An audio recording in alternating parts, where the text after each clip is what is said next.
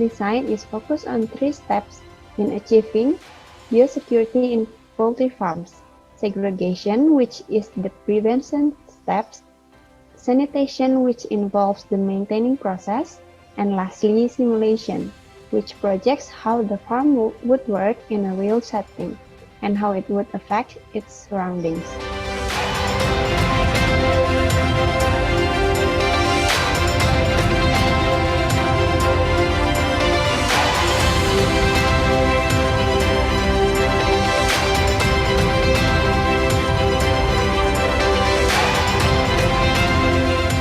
It is a one-way system that makes sure that you have to pass through the shower and changing area before going to the ranging area and the poultry houses.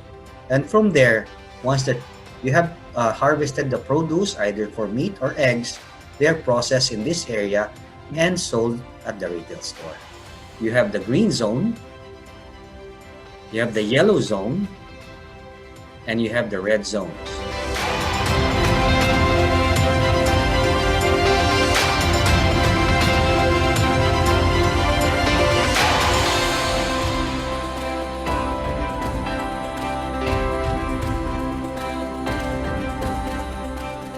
This is our layout of our biosecurity in Philippines.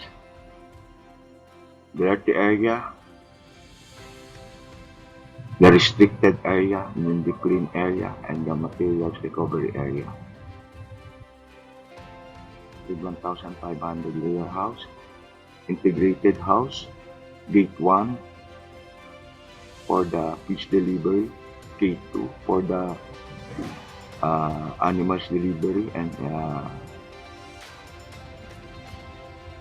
the holding area before seed in the building.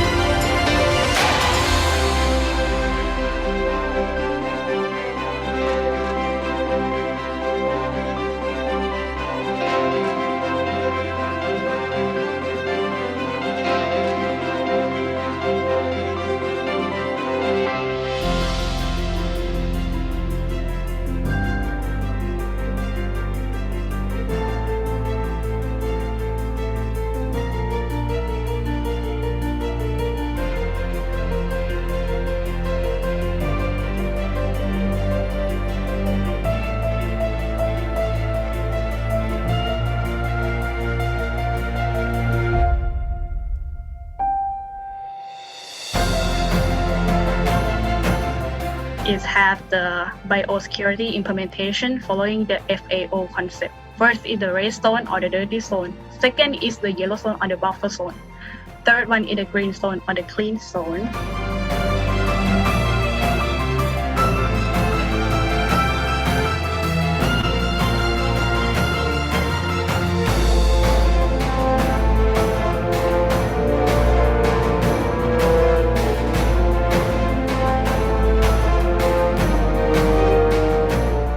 The closed tunnel ventilated house not only prevents access of wild animal like other livestock, stray dogs, wild animal, and other pets, but also allow a single direction airflow with positive pressure. Basically, this is a new biosecurity concept with demarcation of 1, the clean zone, 2, buffer zone, and 3, the entry, which is also the risk zone.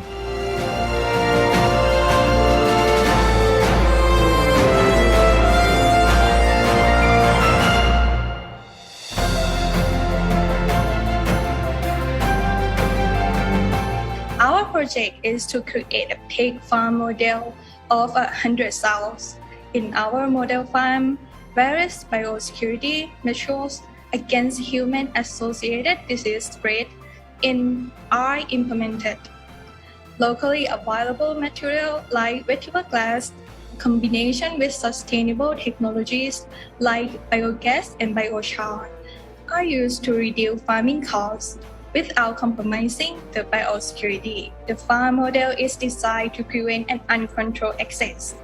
The farm is surrounded by a double fence and can only be entered through the access point. The farm is divided into 3 zones for traffic control and to prevent cross contaminations between zones.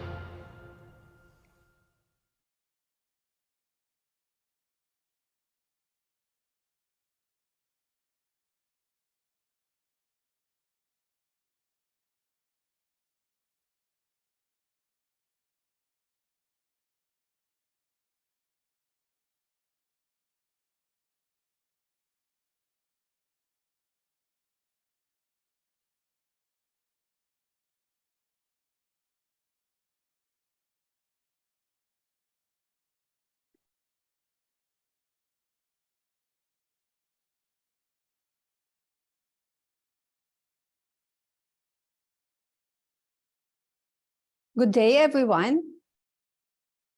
The emergence and spread of antimicrobial resistance, or AMR, is one of the biggest challenges facing the animal sector in Asia today. As the global demand for food continues to rise, so does the use of antimicrobials in livestock, poultry, and aqua production. However, the misuse and overuse of these antimicrobial agents have led to the development of antibiotic-resistant bacteria, which pose a significant threat not only to animal health and food safety, but for public health as well. That is why the Federation of Asian Veterinary Associations, or FABA, together with partner organizations such as the Food and Agriculture Organization of the United Nations, or FAO, and USAID, are taking action now. It is essential to take proactive steps to mitigate AMR in the animal sector, such as implementing effective antimicrobial stewardship programs, improving biosecurity measures, and investing in research and development of proper interventions. Today, we are joined by experts from all over Asia and the world as FABA presents to you this webinar entitled Antimicrobial Susceptibility Testing of Priority Animal Pathogens in the Asia-Pacific region. Professor Rangtip Chuan of Thailand's Chulalongkorn University will share with us an overview on antimicrobial susceptibility testing of priority veterinary pathogens in Asia. Then, Dr. Brian Lubers of the Veterinary Antimicrobial Susceptibility Testing, or VAST, Clinical and Laboratory Standards Institute, or CLSI, will impart his expertise and experience with this topic, Introduction to Understanding Susceptibility Test Data as a Component of Antimicrobial Stewardship in Veterinary Settings. After that, Dr. Rodolphe Mader joins us once more as he talks about laboratory networking for AMR surveillance, the experience of RESPAS in France. Finally, to discuss about establishing a veterinary network for advancing AMR surveillance in priority bacterial pathogens in the Asia-Pacific region, we have here FABA's very own Professor Bangbang Froncio Prio Sorianto. Also joining us this afternoon is one of the foremost experts in AMR in the region, Dr. Mary Joy Gordoncillo of FAO-RAP, as she delivers this event's welcome message and an overview on related FAO-RAP initiatives. FABA President Dr. Isao Karouch will likely give us today's opening message, while FABA Vice President Dr. Ju Hyung-her delivers the closing message. This afternoon is packed with knowledge from our renowned speakers, and we hope that through this event, we will be able to rally everyone together in our fights towards AMR mitigation. I am Dr. Corazon P. Occidental, FABA Treasurer, and it is my honor to serve you as moderator for today's event.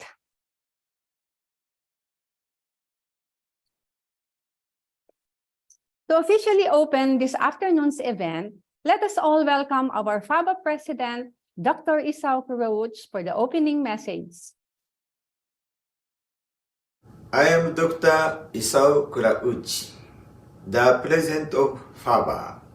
We are committed to making this webinar, Antimicrobial Susceptibility, Testing of Priority Animal Pathogens in the Asian Pacific region, as informative and insightful as possible.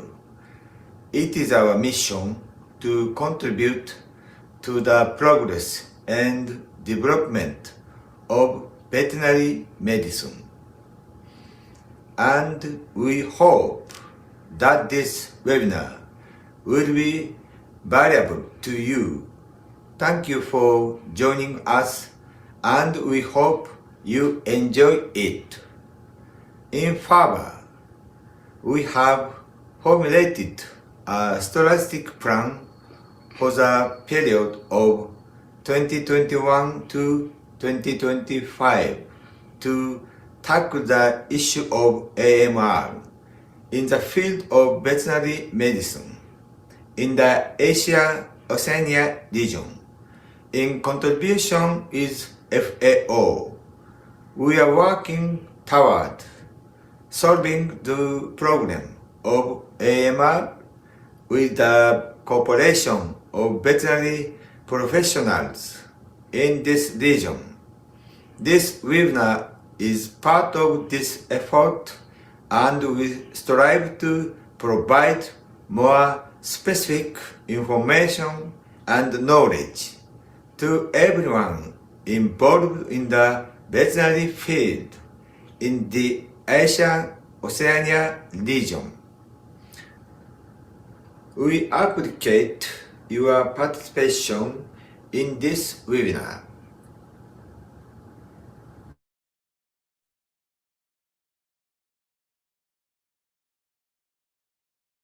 Thank you very much, Dr. Karouchi, for that moving message and for your passion and dedication in supporting our antimicrobial stewardship efforts over the past few years.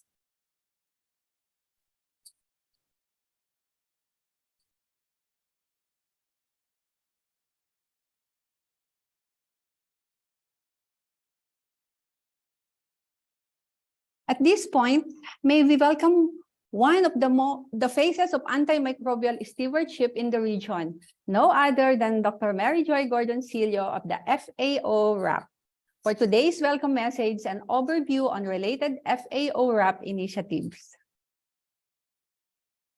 Thank you, Dr. Corazon, for that introduction. And I am here happy to represent our FAO ECTA Regional Manager, Dr. Kashen Mongsotaponchai, as well as the FAO RAP Lead Technical Officer, Dr. Scott Newman for AMR.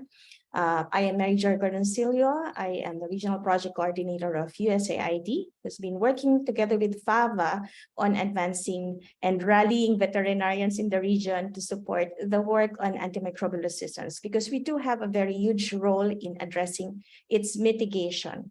So first and foremost, let me thank, of course, our colleagues behind in FABA, the Federation of Asian Veterinary Association, who have been tirelessly really working hard to advance this in the region. They've been good collaborators and good partners since, I think, 2020 that we started working on this, and we're seeing some advancements as it is. And of course, I'd like to take the opportunity to thank our team in FAO RAP, of course, the different projects supporting this, and of course, a special thank to my team in USAID team.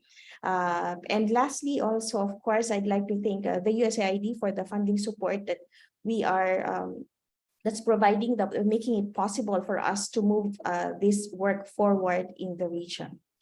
So I guess we have a very brief period today to talk about and wear our veterinary hats, not just the public health hats as veterinarians, but our veterinary hats to think about how we can address AMR in the animal health sector. I am given the task to provide an overview of the wide-reaching work of FAO on AMR surveillance. But I think having a few minutes will not cover the work, that's the extent of the work covered. So what I will do is share with you a link that summarizes this work. And you can, I'll just walk you through this in the brief next 10 minutes so that we will have more time for discussions later on. I will share with you the link in the chat box, but let me share and begin by sharing the overview of this work. Let me just put this here, and let me share with you in the chat box the link for this presentation. Okay.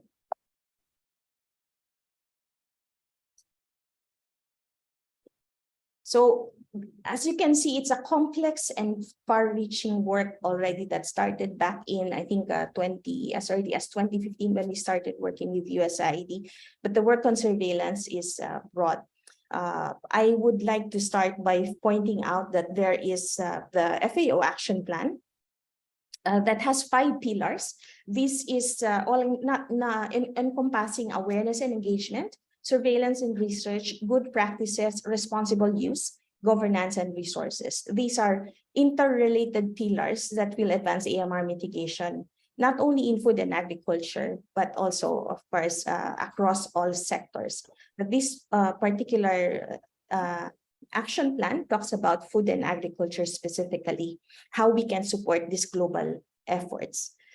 For today, we'll just be focusing mainly on surveillance and narrowing it down to Asia and narrowing it down further to the work of USAID on this area.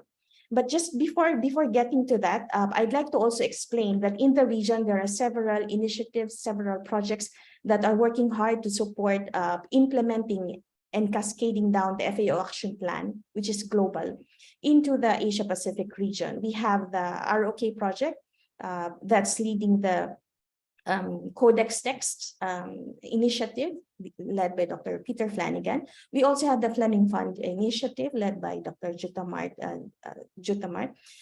and also the EMR project led by Dr. David Sutherland, and of course the USAID project, which I am coordinating.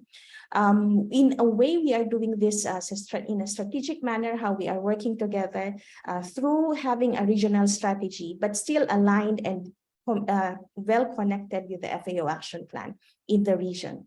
So for today, we are just focusing mainly on the AMR surveillance, as I have mentioned.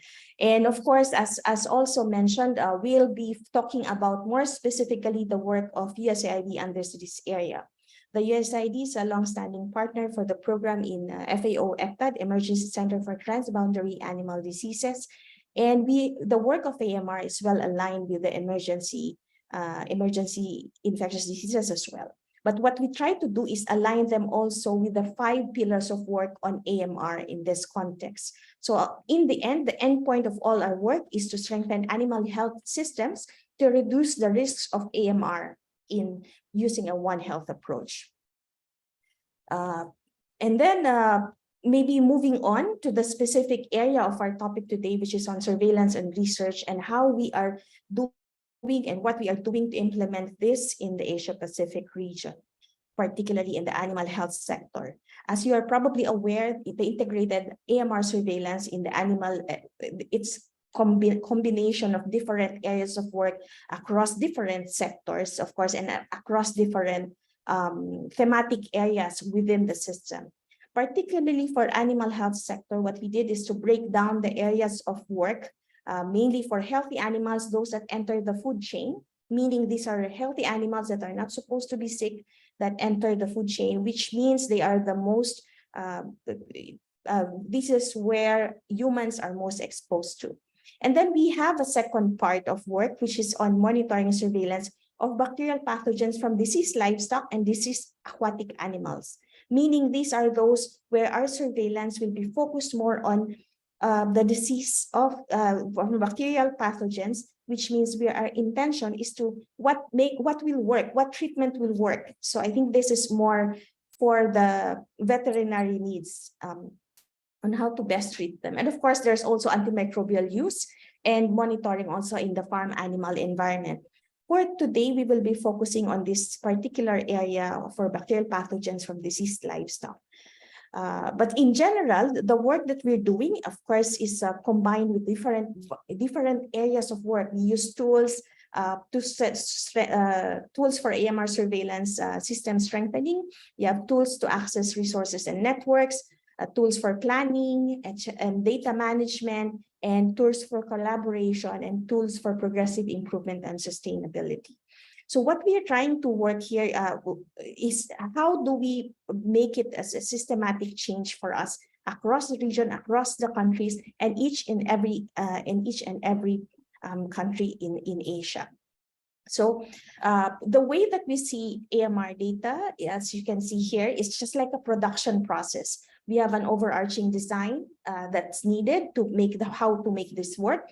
We need also data generation, of course. How do we manage the data, and how do we collate the data to bring it together, and how do we translate this to be useful information, not only for policy recommendations, but also for recommendations on changes that we need to do, for actions. And so the endpoint that we wanted to see is for this information to be changing policies or changing actions that will be based on evidence, not just hearsay or feelings or emotions, but based on evidence. And I think as veterinarians, we're very well aware of how important evidence-based actions should be. For this area of work, I would like to focus these examples into these three areas: the work that's been done on the healthy animals, the diseased animals, livestock in particular, and diseased aquaculture. In this very brief period, I'll just walk you through because we do not have a lot of time, but I have shared the link so you can see for yourself what the details are. And of course, you can post questions on the board. I left instructions at the bottom how you can post the board. So I'll be breezing through this presentation and just to guide you on the work that's being done. We'll first talk about those that enter the food chain. What has been done for this? Through this project, we've been working on a series of guidelines, and we have this published. All throughout this link that you will see, you will also notice that there are items that you can click so you can download the copy. So if you're interested to find this, you can go here and click this small link here, and it will get you to the actual documents or actual links to the information that we're talking about here. So as you can see, there's already an array of information or array of support and interventions that has been done to help countries in developing designs for this. So including surveillance templates, including assessment of laboratories. If you need more information, you can click here, and implementation review. We have also worked a lot, and thanks to the strong support from the FAO Reference Center for AMR, the Chulalongkorn University, they've been helping us in moving this forward in particular to support improvements in data generation. So to date, these are some of the accomplishments, some of the work done. There's now regionally customized broth microresolution plates, specifically for the indicators for healthy animals. We have E. coli, Salmonella, Campylobacter, and Enterococci. Again, if you want more information, you can click here. Chulalongkorn University has been spearheading the majority of these activities, including the hands-on regional laboratory training, virtual regional laboratory training, and also proficiency testing. There's also the Ascend initiative. And then, of course, a lot of work has also been done on data management and analysis. We've been working a lot on this together also with FAO headquarters. We're working in the in-farm, in the international FAO data for AMR management. But as you can see here, this is a technical item in the region that we have raised, how to enhance, because we see that data management and analysis is a cross-cutting gap across different countries. We have developed data management templates, we've developed virtual learning course on this, and we have made alignment with the WHONET. So now there is actually a component of WHONET that can be used for food and agriculture, but we're continuing to improve this area. If you want more information, you can go here. We have been working on evidence data collection. I think there's some movement in this. Sorry, let me just anyway, in the actual, I'll see. I think someone has put cover in this area. But what you can see also, is that we're now starting to collate information, and then this is being collated. So there's also science-based recommendations that you can see, and we have the AMR Technical Advisory Group. We have collated information that will guide us in this process, and now we are working to document actions to take following evidence-based documentation. So we are now at this stage. So the reason why I was mentioning this is that this will not be the same for the other areas of work, especially for aquatic pathogens and livestock pathogens. We are at the forefront of developing these areas, and hopefully we can have this also together with everyone in the region supporting. So for this one, you can see we have also in the process, in collaboration with Singapore Food Agency and NParks, developing the guideline volume 3. Sorry, there's a typo here. For aquaculture, we have also done this assessments, but you can see here more and more that there are gaps in AMR data generation. There are still gaps in data management and analysis, gaps in evidence collation, science-based recommendations, and in evidence-based actions. These are the aspirations that we're hoping to achieve. And I think it's the same for livestock as well. When we talk about livestock, the diseased animals, diseased pathogens, again, it's the overarching design, the work on improving overarching design are there. There's the regional guidelines. We have done piloting, and we have done together with FAVA, identify the priority pathogens. However, when we move along the other, like for example, on data generation, there are still areas that there are still gaps that are still missing, because it's an area that is less, that has received less attention. So hopefully, very soon we will be working more on this area, and we hope to achieve the same level of progress that we have made for healthy animals. Again, for data management, the same we have done for for AMR data management. It's ready, the platform is ready, the tools are ready, but we do not have yet the basic on data generation. So as you can see, what you will appreciate here is that there's still a lot of gaps, and what I'd like to draw your attention are why are we doing this? Well, from data to evidence-based decision making, as we have mentioned, we are doing this to improve treatment guidance. So I hope some people will sorry, I just have to close this. Okay, so somebody has removed. Please don't move the slides yet, because it will show in here. So you can see here that from data to evidence-based decision making, it's important for guiding our treatments. So right now we do not have guidance or evidence-based guidance on the treatment, which antibiotics are still working for the pathogen, for the diseases that we are encountering in the field. We have also an added value also for generating data cohesively in the region is that we can contribute to filling the gaps in livestock pathogen, clinical breakpoints, and ECOFs. I think we will have more explanations on this in the next talk, so we'll have more space for that discussion. In the process also, we can improve disease detection, laboratory capacities, and a more functional field lab epi coordination, which would be really essential for addressing emergencies in the future, not only for AMR, but in general, all diseases. This will also lead us to having more responsible use of antimicrobials in livestock. And in summary, it achieves the goal of having better production, better environment, and better livelihood, better life for all. In this aspect, we have been also working on some other related activities, such as work, as mentioned, there are a lot of gaps in clinical breakpoints for livestock. So a lot of work, an ongoing work on this is happening. This is a space also where we're inviting contributors in the region, because we're building the repository of information that will be relevant for the international setting bodies such as CLSI and UCAS to build information and to build clinical breakpoints. Again, for more information, you can click this link to understand the work that's going on in this area. Another related action is that we have been working on having the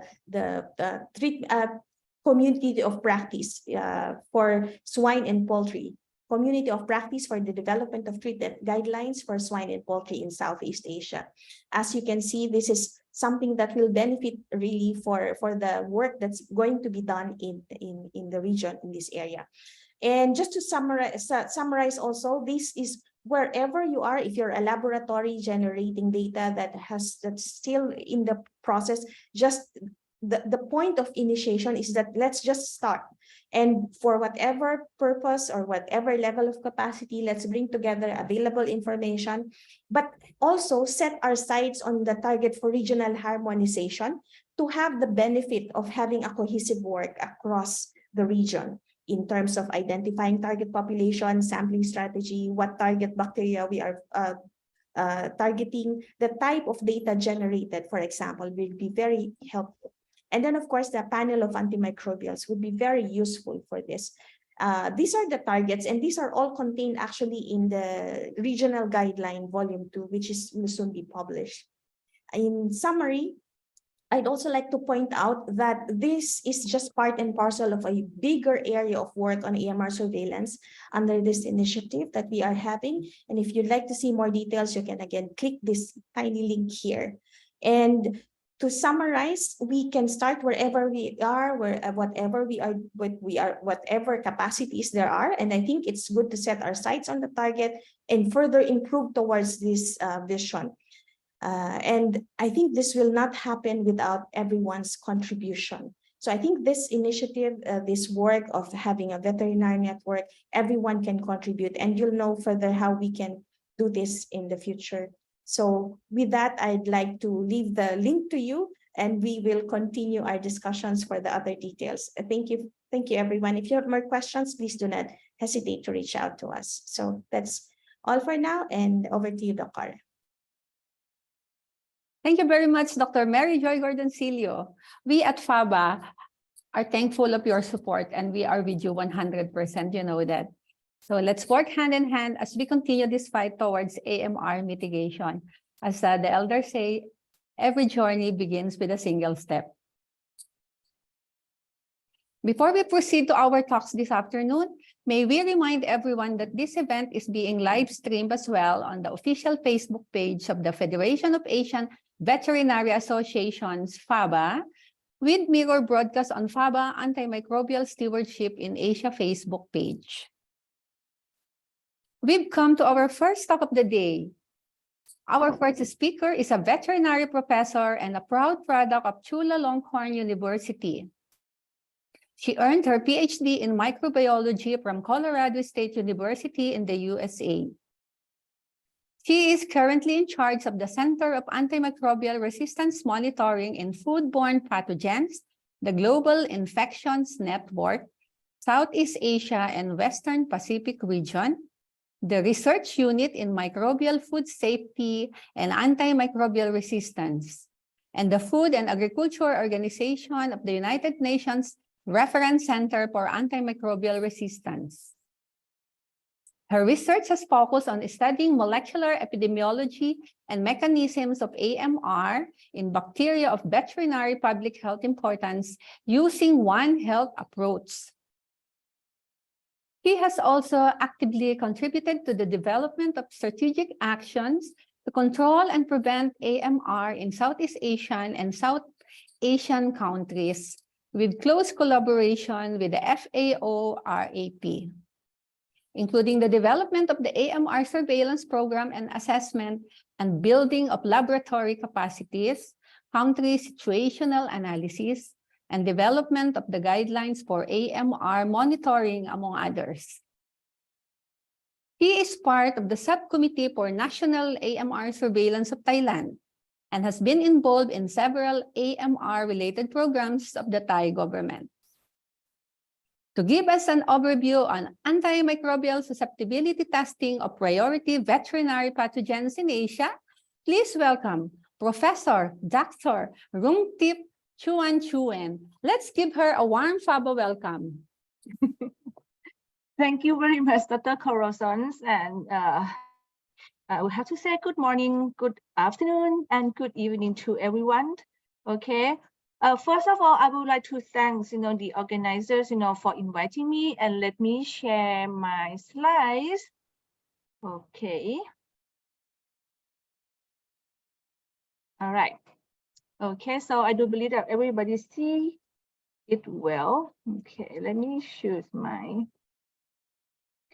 All right then. Okay, so today my presentation will be the overview, okay, about antimicrobial susceptibility testing of priority veterinary bacterial pathogens in Asia.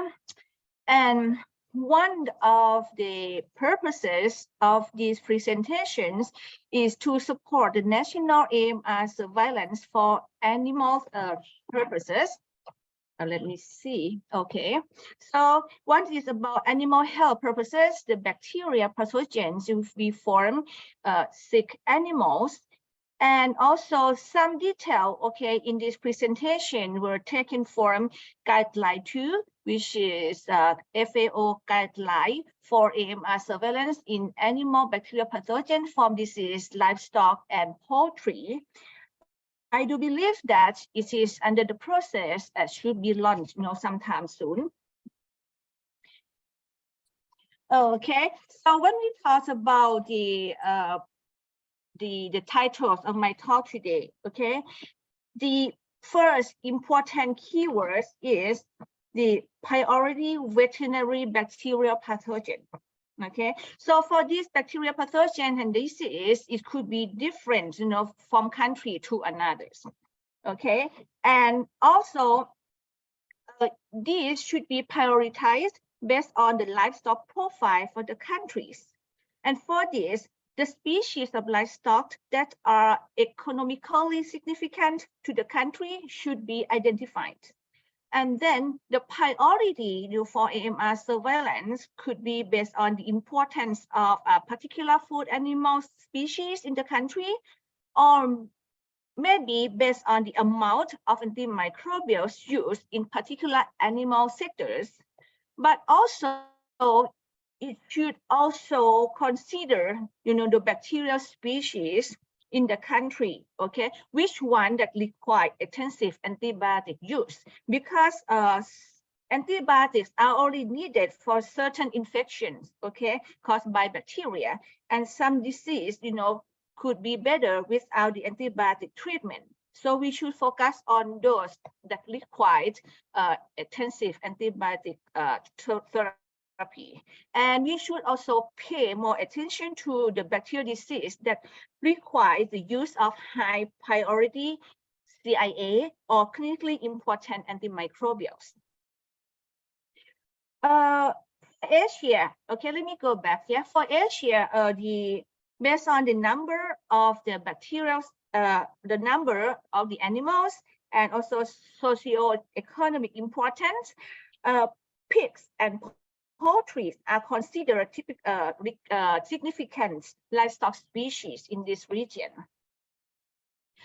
And the first question is that if there is a list of priority disease, issued by the government in your country, somebody say yes, somebody say no. Okay, for those say no, there are some available resources that could help to identify those priority pathogens, especially WOA list. Okay, I did some research, from the internet, and I got this for you. Okay, for example, the first one here is includes the categorization of the priority animal diseases, but it's rather old, you know, it was issued in like 2010. And then this is the list, okay, that was launched in 2022. I think, yeah, it's 2022, and it's include infection, infestations, okay? Well, actually, this kind of lists are reviewed on a regular basis, okay? And Dr. Mary Joyce, you know, just gave me the link to this in the morning, okay? It was issued in like 2023, okay? And it also have like chapter 1.2 is a criteria, you know, to include disease, infections, and infestation, you know, in the list, and also have includes the list, you know, of the particular disease, infection, infestations. Okay, and another one on the birth is a priority animal diseases sheet. In this one, it includes 30 practical sheets. Okay, but it includes the diseases that are zoonotics, non-zoonotics, and also non-notifiable. But I would like to make a note that these lists are not specific for bacteria and not specific for AMR, but it could serve as a guide, you know, for you to define the priority pathogens in your country. And, you know, for those countries where no information is available, okay, prioritization, you know, may be possible by many ways. For example, you could use the regional data or the data from other countries in the same region or those countries with the same production system, or you can do the pilot study. But in guideline 2, okay, there is also the list that can be used as the basis for the selection. Okay, in this list, it includes the priority pathogens for like poultry, pigs, and cattle. Okay, the disease, okay, are also classified into most commonly encountered in the field, most commonly isolated in the laboratory, most economically significant, and most difficult to treat. Okay, so you can see, you know, the list of these bacteria. Okay, I would think that this is very good because it is quite useful for the country to initiate their own risk. And we go to the next important keywords. Okay, it is antimicrobial susceptibility testing, or AST. And I do believe that, you know, many of you in this seminar, okay, have done AST before, and some of you are already an experts. But I think it's still useful, you know, for us to review, you know, what exactly AST is. Okay, AST is actually a laboratory procedures. It is carried out to determine which antibiotics, you know, that target bacteria are susceptible to, and which antibiotics, you know, should be used for treatment of infection in patients. Okay, in general, the purpose of this AST are to use as a guide for treatment. And the other ones is actually used as a epidemiological tool. And for us, you know, in terms of national AMR surveillance, okay, we focus on the use of AST as the epidemiological tool. It is to detect the emergence of resistant strains and also to identify any potential resistance, okay, in the common bacterial pathogens. Right now, okay, they are standard conventional AST available, okay, and actually the reference methods, okay, are based on phenotypic testing, okay, so it is the way that we examine the bacterial susceptibility in the presence of antimicrobial agent. We can say that they are classical culture-dependent methods. Okay, because they still rely on the bacterial identifications, isolation and identifications. Okay, they usually include these three methods: this diffusion test, broad microdilution test, and also agar dilution test. Okay, actually, there is also another one, which is a gradient diffusion methods, but actually they are not the reference methods, so it will not be covered or mentioned, in this presentation. For antimicrobial susceptibility methods, okay, they are divided into two types based on the result generated, which is qualitative and quantitative methods. The diffusion is considered qualitative methods, okay, because it produces inhibition zone, okay, and we classify the susceptibility of bacteria into susceptible, intermediate, and resistant. But the other ones, okay, broad microdilutions and agar dilutions test, they are considered quantitative methods because they produce quantitative data, which is MIC. And this very useful, I would say that it's useful, that we can produce the MIC because the outstanding advantage of MIC value is that it allows us to assess the degree of susceptibility or resistance of bacteria, okay, to certain antibiotics, not just only the prevalence. And just to spend a couple minutes, to explain, what exactly the MIC is, okay? MIC stands for minimum integrity concentration. So it is the lowest concentration of an antimicrobial agent that completely inhibit visible growth of bacterial isolate tested. So the key is the lowest concentration and visible growth. Okay, so like I just mentioned before, MIC is generated by broad microdilutions and agar dilution methods. Okay, so for broad microdilutions here, okay, this is an example. These are two plates for broad microdilution. Okay, so the antibiotic concentration, from 0.25 and increase twofold until 1024. Okay, this is just a maximum depending on the bacterial species. Okay, we also have this one is 0, which is a positive control. Okay, the definition is lowest concentration, okay, and then completely inhibit visible growth. So you can see here at it's the one is the red square, right? So normally when we do the MIC, we do in triplicate, right? So the first isolates, you will see that no growth here, right? It is the first concentration. So the MIC for this bacteria, this isolate is 8 microgram per ml. And the MIC for the second isolate is 32 microgram per ml.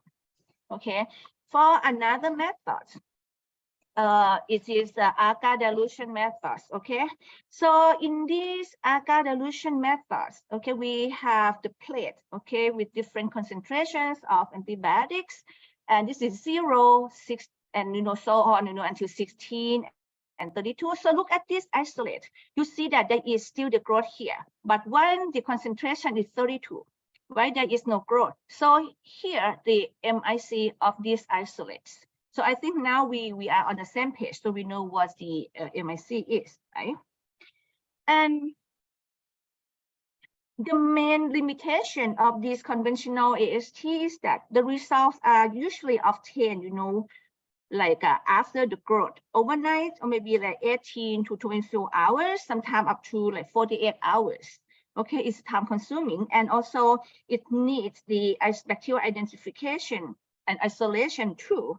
Therefore, there are several new technologies and have been introduced to obtain the data. Okay, and it is a good choice, for routine AMI surveillance with a large number of bacterial isolates. But however, there is no reference or standard of automated AST so far, and due to some resources limited, okay, conventional technologies or methods we just talk are still widely used. And next question is, which AST methods should be used? Okay, and I think this is a popular question, for those labs that are new for AST and at the initiation step of AMR surveillance, right? So in general, we suggest that quantitative methods, is encouraged, okay, because it gives you like more information, not just only prevalence, okay, it also gives you the trend of the resistance. But however, it's not a must, because the standard diffusion is also accepted, especially for the national surveillance in clinical setting, because there are a variety of bacteria, okay, that could be included. The most important thing is that you have to use the standard methods only, okay? And in general, the laboratory performs several AST, okay, in their lab, depending on their equipment, tools, and chemicals. So when you have to choose with AST method, you will use to have to consider your budget, okay, laboratory capacity, antimicrobial tested, and also target bacterial species that you want to test, okay? And I just mentioned about this word, guidelines, the standard, right? We suggest that you have to use the standard methods. There are two, okay, two words, okay, that's kind of close, okay, and we need to clarify, okay? These two words are guideline and standards, okay? We encourage to use the standard methods, okay?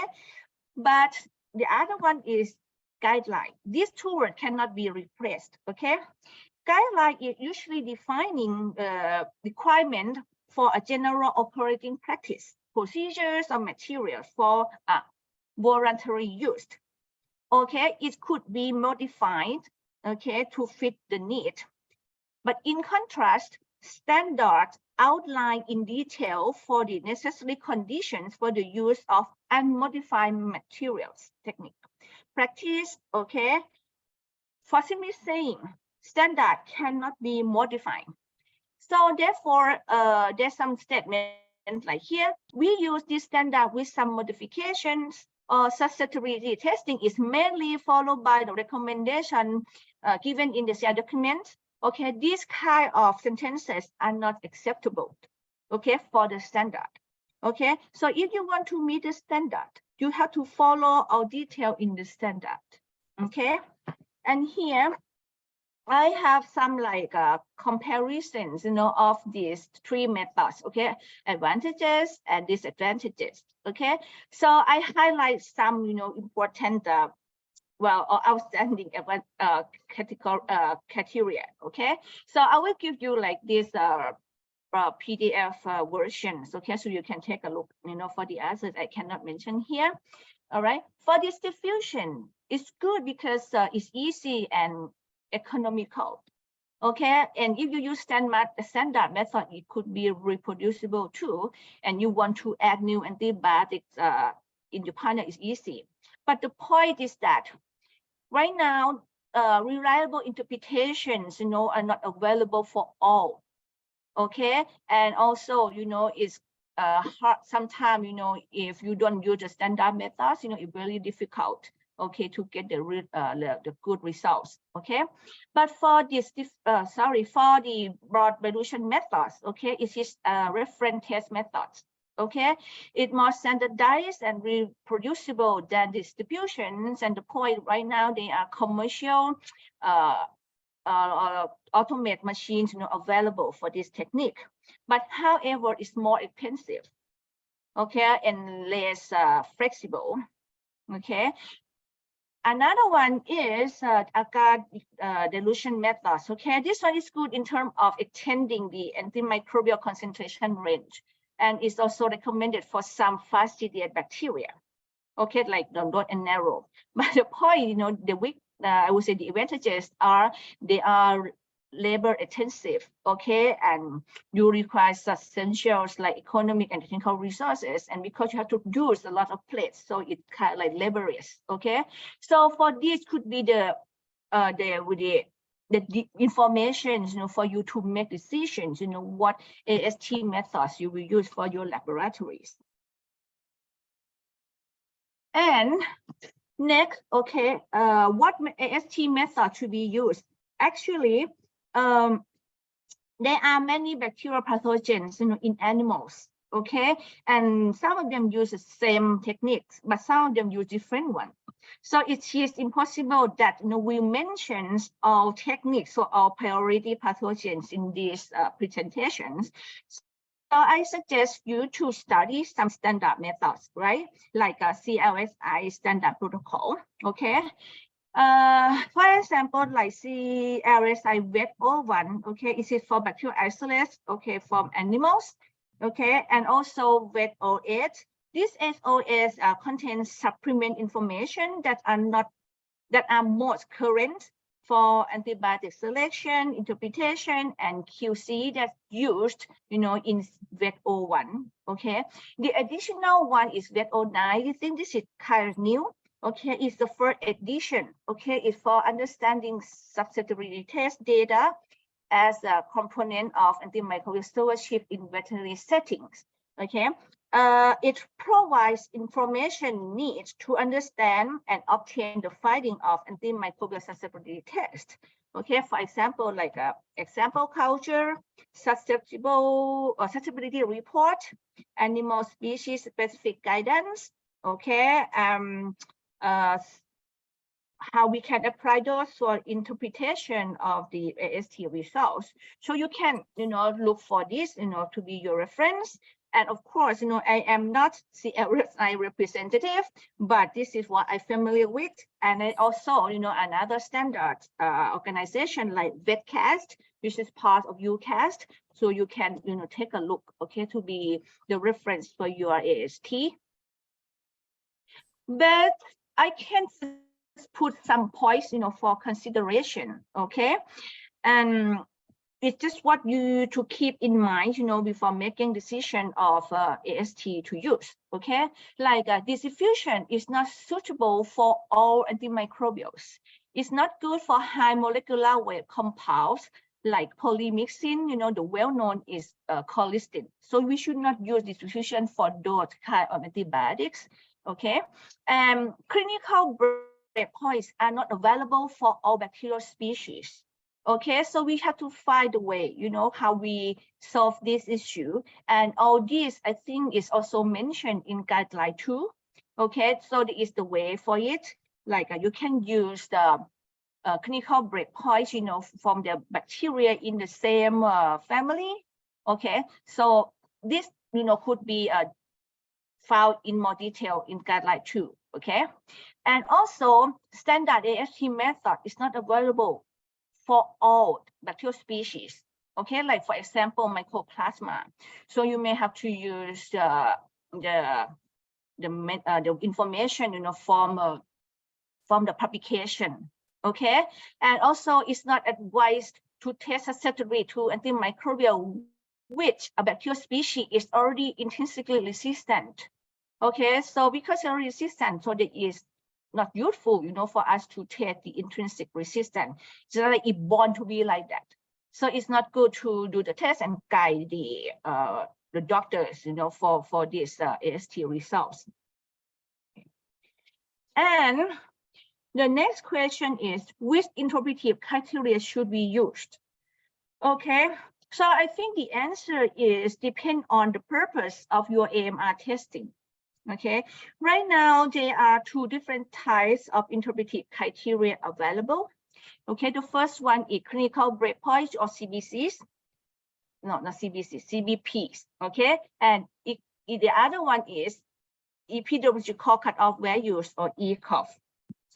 Okay, so these 2 are common. And again, what to use depends on the objective of your work. Okay, so we can explain, AMR in different points of view by using different interpretive criteria. All right, so if we do the MIC, okay, for an antibiotic, right, in a large number of bacteria, and we plot the graph. Okay, so this is the MIC, and this is the number of isolate.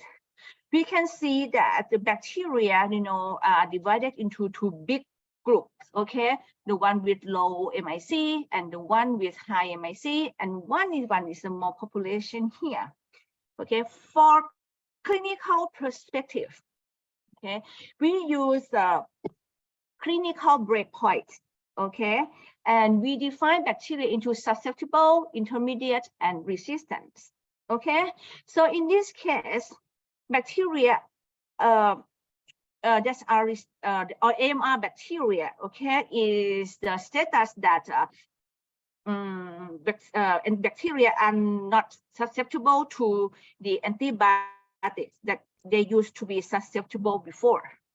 But for the microbiological perspective, okay, the resistance is defined by ECOG, okay, and it's categorized into wild type and non-wild type.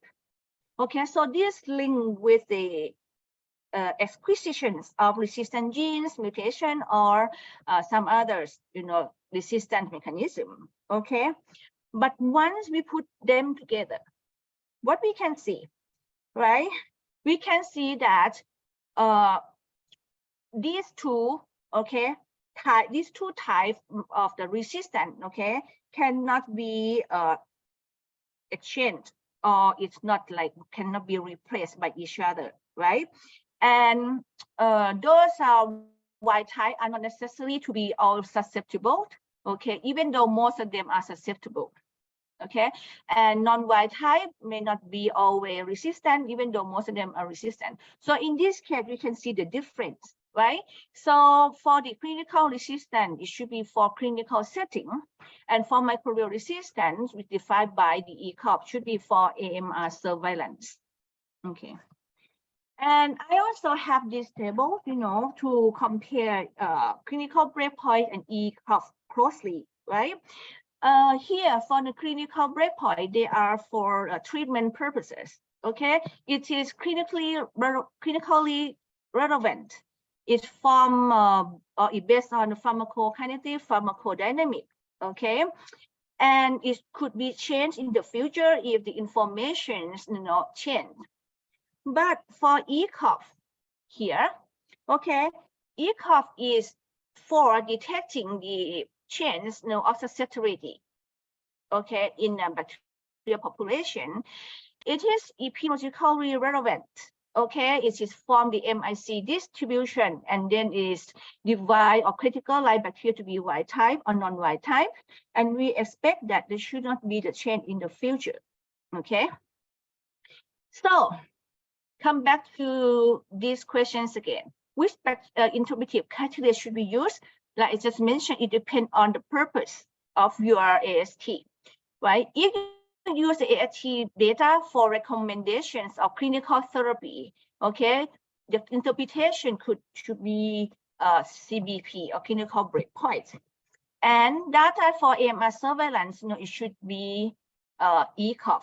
However, if you use integrated One Health AMR surveillance, okay, you have to link between the animal data to the human health data. We suggest that you can use the clinical breakpoint for human health, okay? But in the same time, ECOG could be used as well. All right. The next one is quite like important. I would say it's very important, okay, when you do the AST, right? Is the use of QC strains, okay?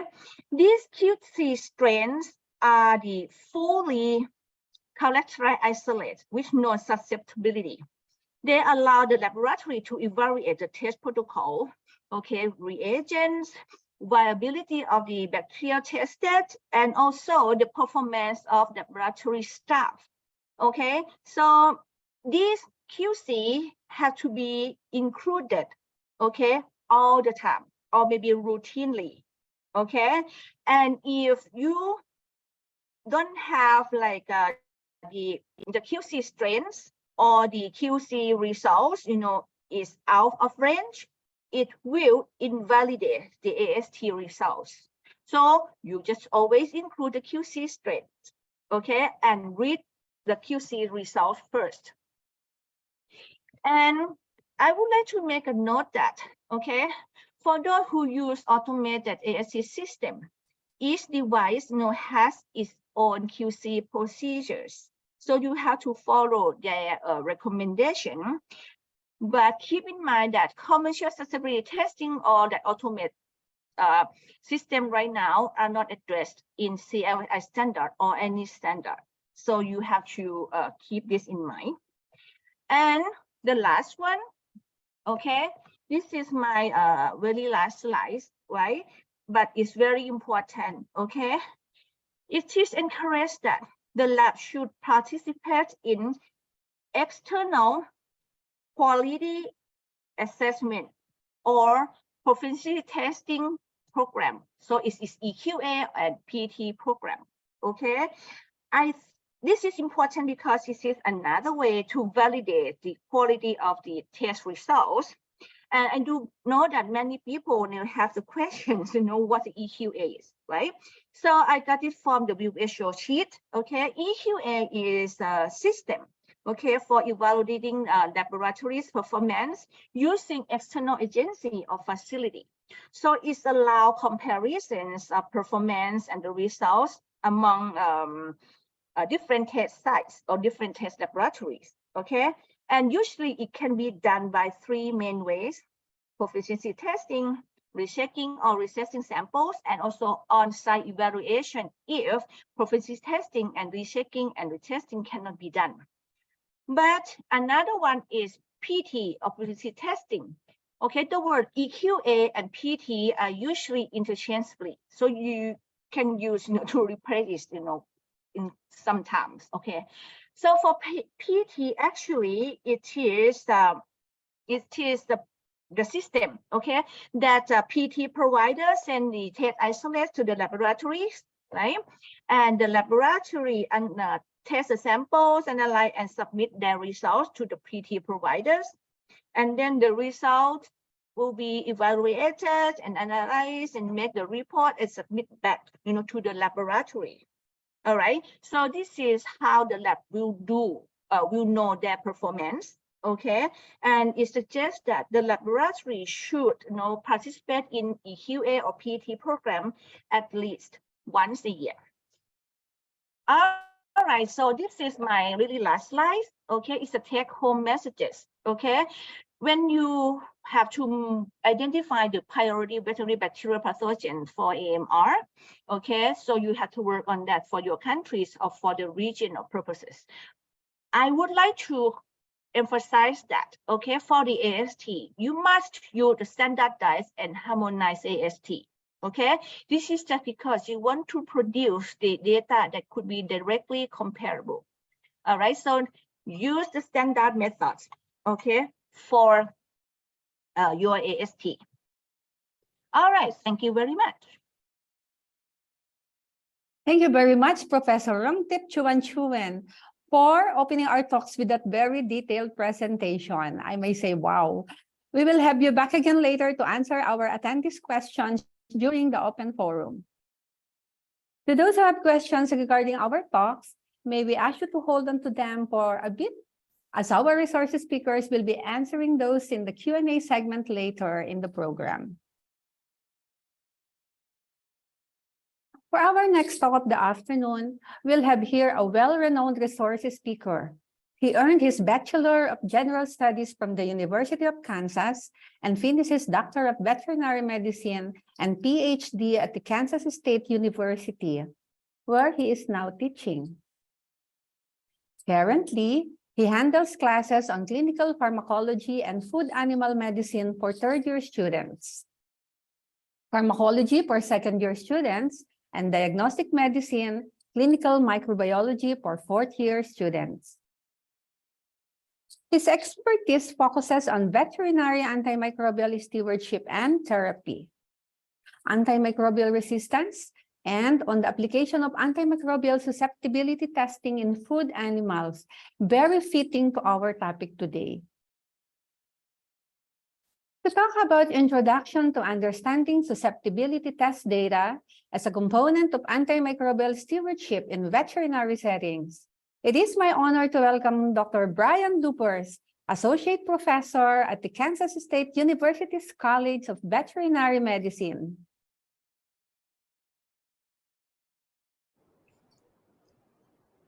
Good afternoon. My name is Dr. Brian Lubers, and I would like to thank the FAVA Conference Planning Committee for allowing me the opportunity to speak to you this morning for the antimicrobial susceptibility testing of priority Animal Pathogens in the Asia Pacific Region Conference. My topic today will be understanding AST data as a component of antimicrobial stewardship in veterinary settings. Just a brief introduction. Again, my name is Dr. Brian Lubers. I am currently an associate professor of food animal therapeutics at Kansas State University. Prior to that, I served as the director of the clinical microbiology laboratory here at Kansas State. And prior to that, I actually was a private veterinary practitioner in both private settings and also in the academic university services. The topic I'm going to speak with you today it heavily involves documents that are produced by the Clinical and Laboratory Standard Institute, which is a group that I have been involved with for almost 15 years now. I am currently the vice chair of the Veterinary Antimicrobial Susceptibility Testing Subcommittee within CLSI, having recently just completed my 5-year term as chair of that committee. So I have fairly extensive experience with that subcommittee. I also am a member of the Microbiology Expert Panel Group, which oversees documents both from the Veterinary Susceptibility Testing Subcommittee as well as other subcommittees. And within the Veterinary Antimicrobial Susceptibility Testing Subcommittee, I've also been an active member of several working groups, the Method Standard Working Group, the Editorial Working Group, ECV AMR Monitoring Data Working Group, the Working Group on Fastidious Organisms, as well as the Bovine Mastitis Interpretive Criteria Working Group. And one of the documents I'm going to speak with you about today is M39, which I'll cover in more detail later. But I also served as a member of the Document Development Committee for that particular CLSI product.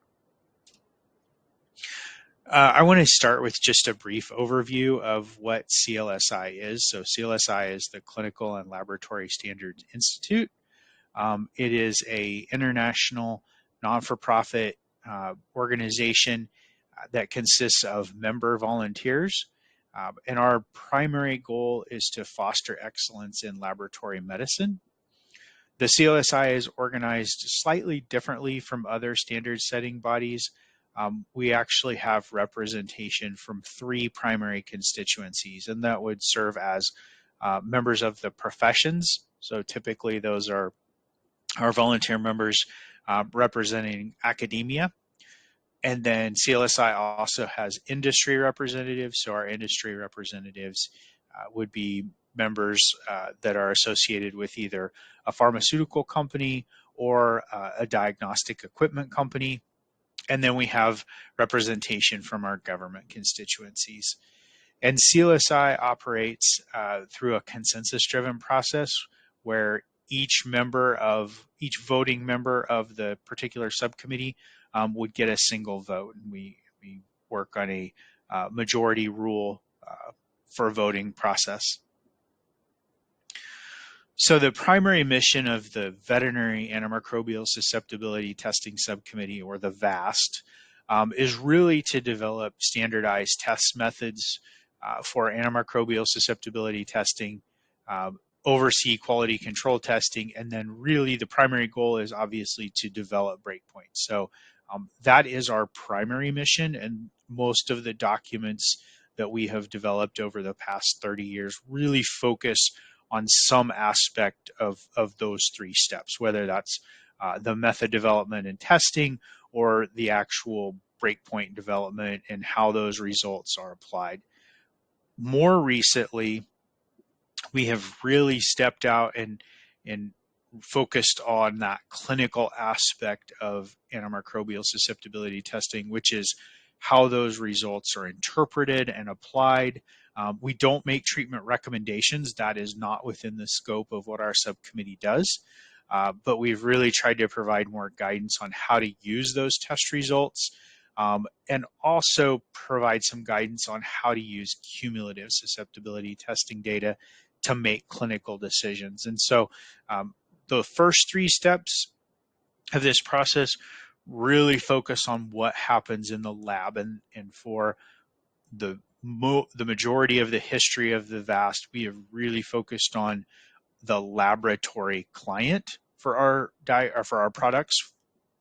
But one of the things I'm going to talk to you today is a new document that was recently released by the VAST subcommittee. And the primary audience is veterinarians, and that's where that focus changes, and we move outside the lab and really how to use these results in clinical practice. So I want to set this stage a little bit by just kind of a brief chat about antimicrobial stewardship. And one of the things about antimicrobial stewardship, I think we all tend to agree on the concept of antimicrobial stewardship and what that is. But that concept can also be somewhat nebulous. And so the graphic I have on the screen right now is actually a representation of, I asked my veterinary students to define antimicrobial stewardship, and you can see that there were some common themes in there, but there was also a little bit of outreaching to different concepts. So you can see responsible and appropriate use tended to rise to the top. That were the most common answers, but we see some other things in there. Withdraw, so residues, obviously is that where that term. The legality term pops up a couple times. VFD in the United States, that would be Veterinary Feed Directive, also covered on. So the regulations come in there. So again, I think antimicrobial stewardship, although the concept I think we all have a grasp of, there tends to be just a little bit of discertedness about what that actually means. However, if you look at most of the published antimicrobial stewardship guidelines, there are some pretty common elements. And again, the students brought those out when, they said responsible use or appropriate use. And one of those themes that we do see from those guidelines, no matter who has written them, what area of the world they come from, there's this focus on using the right drug, and that would be the drug that's appropriate for that particular bacterial infection. One of the other themes that comes out of that is that we can use susceptibility testing to help with that antimicrobial selection of the right drug. And so and again, I think this very much falls within the scope of CLSI, and of particular importance for animal pathogens would be the Veterinary Antimicrobial Susceptibility Testing Subcommittee. So the first document that I'm going to talk with you about today is CLSI Vet 09. And Vet 09 is that's the moniker that we use within CLSI. The title of that document is Understanding Susceptibility Test Data as a Component of Antimicrobial Stewardship in Veterinary Settings. I do want to emphasize this is a report. And so CLSI has kind of 3 layers of documents. One would be a standard. And so a standard is a document where you have to follow it exactly. And then we have guideline documents that do essentially that. They provide guidance. And then we have report documents. And this reports kind of fall under things that we think are current thinking or best practices. And so, again, this Vet 09 report, this is the one where we kind of branched out from our usual clientele and focus on the laboratory, and really focused. Our target audience for this document was veterinary practitioners, and we actually invited veterinary practitioners to participate in the development of this document to really ensure that it had applicability to that audience. And again, the goal of this document is to promote a common understanding between the veterinarian that uses the AST report and the veterinary microbiology laboratory that's producing that report. So I'm just going to provide an overview of this document, kind of give you some details about what's in this document. So the first chapter is just a basic introduction to CLSI terms and processes. The meat of the document really starts in chapter 2, where we provide an overview of the antimicrobial selection process in animals. And so there's some discussion about general pharmacology principles. And so pharmacology does play a role in breakpoints. We use pharmacologic principles to develop veterinary breakpoints. Obviously, there are some restrictions on how breakpoints are applied, and I'll discuss that in just a second. And so we thought it was necessary to include that as kind of background information. In most jurisdictions in the world, in veterinary medicine for sure, there are definitely regulatory and legal aspects of drug selection. And so Chapter 2 of the Vet09 document kind of provides an overview. The document is meant for global use. We don't get into the specific regulatory details of every jurisdiction around the globe. There are some examples from North America of how regulatory and legal aspects may apply in certain situations. But it's really just to touch on that does have a role in choosing antimicrobials. And then kind of the last part of Chapter 2 is really about how we see veterinary breakpoints recommending how they should be applied in clinical practice. And really the primary tenet of this is that a veterinary specific breakpoint is specific to a bacterial species, it's specific to a body site or a type of infection, it's specific to that antimicrobial agent, it's specific to a dosing regimen that the breakpoint was developed with, and it's particular to a host species. And you can see the example table here at the bottom of the screen is actually taken out of the Vet01S document, which is our breakpoint tables document. It's available for free online. If you search CLSI free resources, you can find that Vet01S document.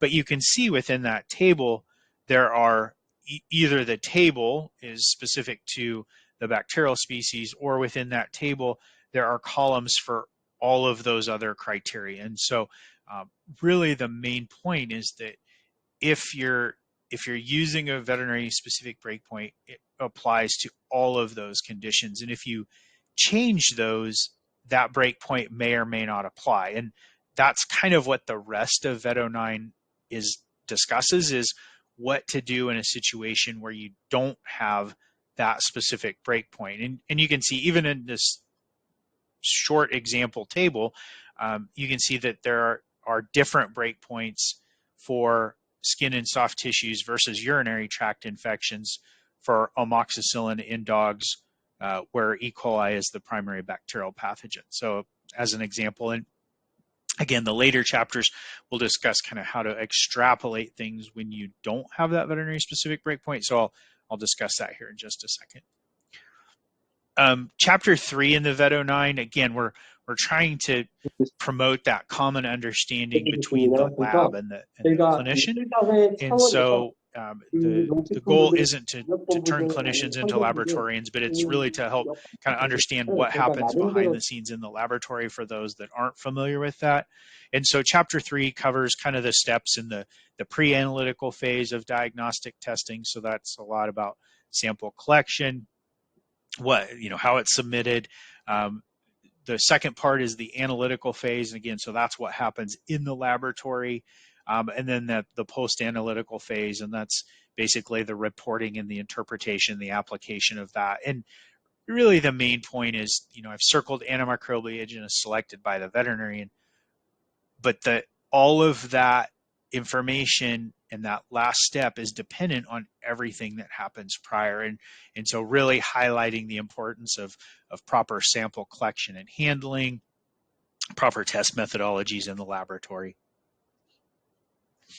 Chapter 4 of Vet09 focuses on how to read laboratory reports. And so many laboratories will report AST results slightly differently. And the chapter has lots of different examples. I put one of them in here, but each of the reports has a lot of commentary. So you can see the comment boxes really highlighting the different aspects of the report, what things mean on the report, just to give that clinician a better understanding of when they're looking at the report, what all of that means. Because some of the reports get large. There's a lot of information that can be overwhelming. So just trying to make understanding of the formatting and what's on that report a little simpler.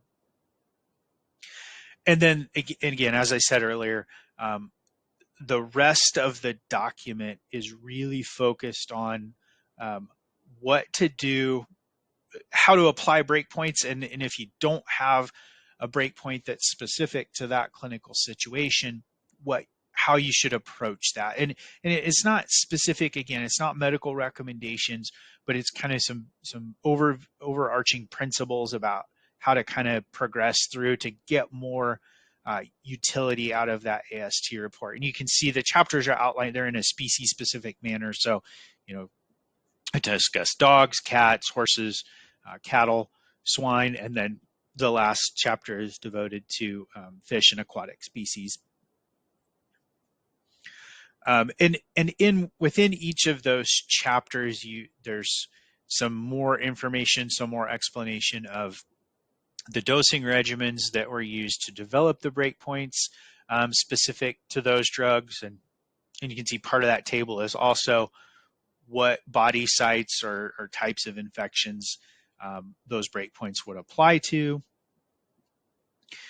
There's some information about, and this document was developed by CLSI VAST members that have pretty considerable experience with breakpoint development.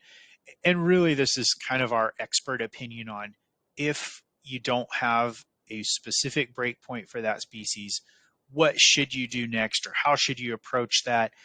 You can see there are notes about things where you shouldn't go off. So in this case, the specific example, the important note highlighted in red says that using susceptibility test results for the Enterobacteriaceae isolated from feces isn't going to be predictive, right? We know that though the breakpoints that we have for E. coli, other enterobacterialities, are limited to skin and soft tissue infections, urinary tract infections, where we know the relationship, or at least have a good understanding of the relationship between drug concentration at the site of infection. Within the GI tract, we don't have a good understanding of that and how drug is bound within all the organic material within the intestines.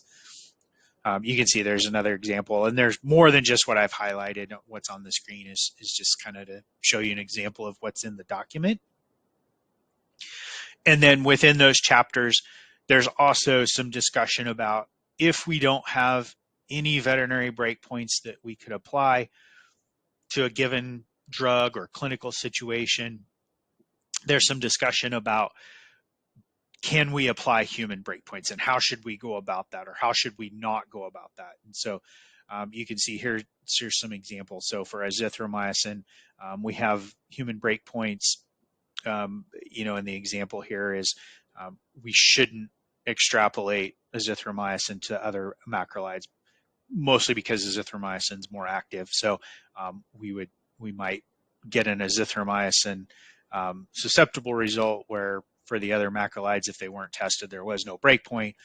It actually would not be an effective drug. And you can see, and again, these are just examples. There's much more of this in the table, but to give you a feel for what's actually present within the document. So that's the Vet 09 document. But I want to go back to this stewardship concept and some of the common element of choosing the right drug. And so the Vet 09 that we just talked about really focuses on how to select the right drug after you have that result. So you've done some diagnostics, you know what pathogen is present, you have a result that said for that particular isolate, these would be the most appropriate antimicrobials.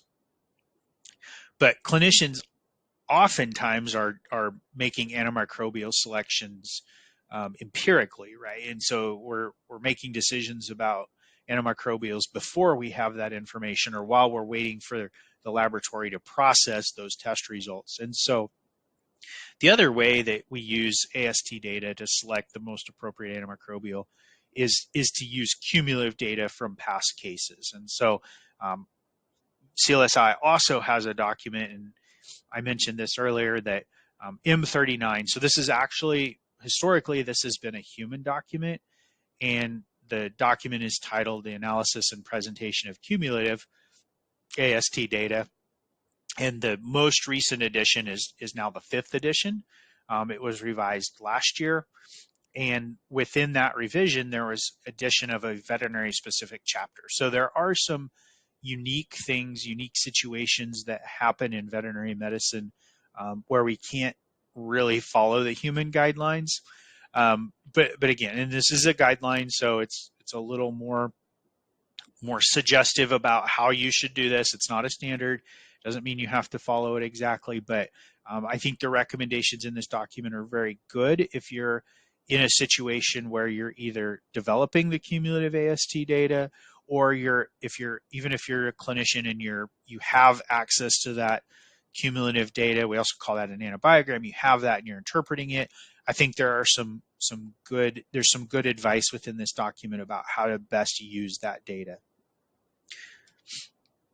So one thing I want to highlight within this guideline, the M39 guideline, there are a lot of aspects of using cumulative AST data that are actually addressed. But the main objective with this document and the recommendations are really set forth with the thought behind it being that data is being presented with the primary goal of giving clinicians a guide for selecting empiric therapy. So we can use cumulative AST data to do a lot of things. We can use it, we might be using it to assess AMR patterns over time, and that would be kind of our typical AMR surveillance programs, right? That's cumulative AST data. It could be that we're using AST data to evaluate multi-drug resistance or extreme drug resistance within a particular bacterial species. It could be that we're using cumulative AST data to evaluate co-resistance within a pathogen to different drugs or different drug classes, or cross-resistance. So we can do all of that with cumulative AST data, but these guidelines are really set forth with the goal that we want to help clinicians choose the most appropriate empiric therapy while we're waiting for our definitive AST results to come back from the laboratory. And so just briefly, some of the things that are recommended, kind of the key guidance for developing, whenever we develop cumulative antibiogram or cumulative AST data, we want to make sure that we're doing it at least annually, and there are exceptions to all of these, but the goal of that is really to make sure that the data is contemporaneous enough to be useful, right? We don't want to be looking at old data where it's not reflective of current trends in resistance that could affect how we choose an antimicrobial and our treatment outcomes. We want to make sure that we include at least, we want to make sure we include bacterial species where we have at least 30 isolates. And you can certainly develop an antibiogram with fewer isolates, but you need to understand that the fewer isolates we have, the more every individual isolates accounts for within it. So if we only have 10 isolates and we're going to make treatment recommendations based on a susceptibility within the population of at least 80%, well, that would be 2 isolates in a bank of 10, right? That would be 2 isolates that would account for 20%. And if they're resistant, we may move away from a drug that actually would be effective in most cases. It's just we have an overrepresentation because we have a small number of isolates. And so, again, there are some bacterial species where they're very rare and some data is better than no data, but you really have to interpret those with quite a bit of caution. The other thing we want to do when we develop an antibiogram is try to eliminate duplicates from the same patient, essentially, within an analysis period. And really the goal here is to try to ensure that we don't have clonal isolates from the same case that are overrepresented in our data. And again, we balance this out with, if I have a bank of hundreds or thousands of isolates, it's unlikely that even duplicate or triplicate isolates from the same patient are going to have a large effect on that. But if I'm working with a database that only has that minimum 30 isolates, and I have 2 or 3 isolates from the same patient that are likely the same isolate, that has a much larger impact. And so we just want to do that as best we can to make sure we're not have that clonality within our data. The other recommendation is to make sure we only include diagnostic isolates, and this is not screening isolates. This is really from the human side where they would potentially be screening patients on arrival at a hospital for things like MRSA. We don't want to include those susceptibility test results. We only want those diagnostic cases because that's likely reflective of what our patients would be carrying. We want to make sure that within that antibiogram, we only include the antimicrobials that we test routinely. If we were reporting agents that we selectively test on the most resistant isolates, it probably overestimates resistance to many of those drugs because those isolates are already resistant. So, and the other part of that is with the antibiogram. Again, the goal is to help clinicians choose empiric therapy, and they probably aren't or shouldn't be using those selectively tested agents for routine empiric therapy. Usually those are drugs, those are second, third line drugs, and so we don't want to encourage use of those by reporting them on the antibiogram.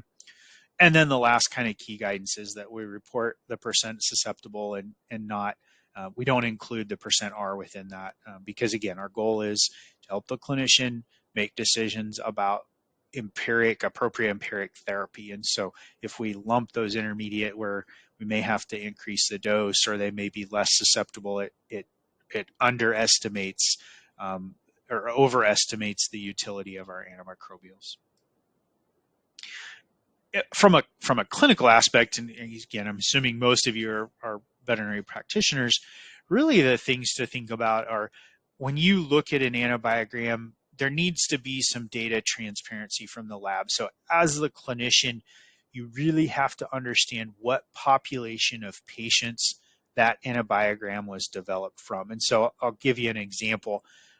If I'm a private practitioner in a primary care hospital and I'm looking at an antibiogram that was developed from a referral type hospital where the cases may be more complex, the patients have already been seen by a primary care physician. If it's a true bacterial infection, they've probably already been treated with antimicrobials.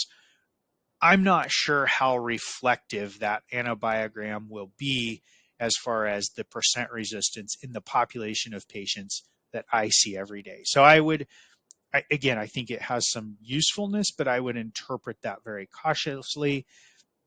The other thing is about the data presentation. So again, our recommendation would be to present antibiogram data with the primary objective that clinicians are using it to select empiric therapy, and understand that those secondary questions like AMR temporal patterns or multi-drug resistance, those may require a separate format and presentation of the data. So as a clinician, when you look at that cumulative AST data, just kind of understand what you're seeing and how it was developed.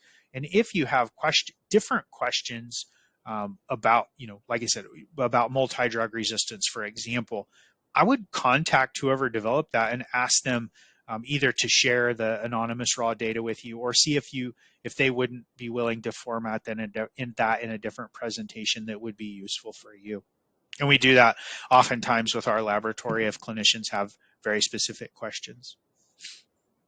So just briefly, I wanted to finish with, so I mentioned that the Vet01S was publicly available for free online, and that is true.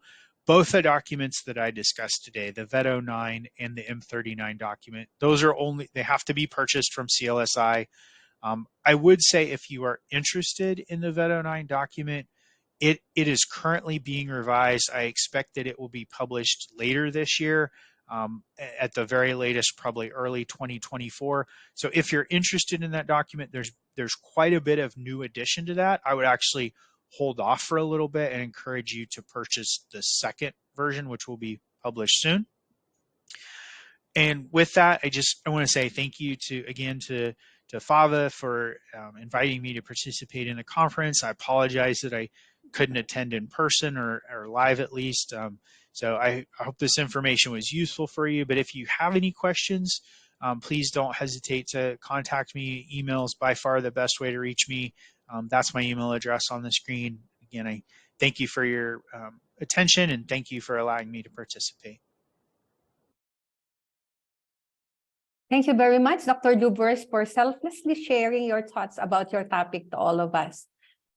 I'm sure our attendees are already looking forward to ask you some questions, but we'll have them later in the panel Q&A. It's okay because your presence means a lot to us. Our third speaker for today is already becoming one of the more familiar faces in the antimicrobial stewardship scene in the region. He is none other than Dr. Rudolf Mader, a veterinarian with a Master of Public Health. He worked as a large animal veterinarian in France and then specialized in AMR surveillance in bacterial pathogens of animals within the French Agency for Food, Environmental and Occupational Health and Safety, or ANSES. He then joined the FAO Regional Office for Asia and the Pacific as a regional antimicrobial specialist based in Bangkok. But he will soon take a new position at the International Center for Antimicrobial Resistant Solutions, or ICARS, in Denmark. To talk about laboratory networking for AMR surveillance, experience of RESPAS in France, here we have FAO RAP's Dr.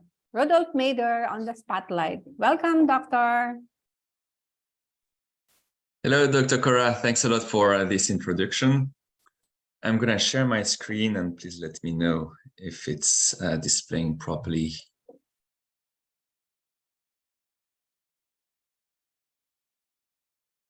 Is it okay like this?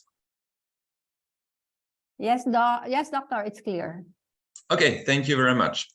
So this presentation is, as you see, there is no FAO logo here. Actually, it's a presentation I used to make when I worked for ANSES, and this has been updated recently. So I would like to thank here the RESAPATH team at ANSES in France for co-preparing this presentation with me. So it's going to be about laboratory networking for AMR surveillance, the experience of RESAPATH in France. So I'm going to start with briefly presenting what is RESAPATH. So it was set up in 1982 under the name RESABO, as it was covering only bovine. So it's an AMR monitoring system that is covering bacterial pathogens of animals.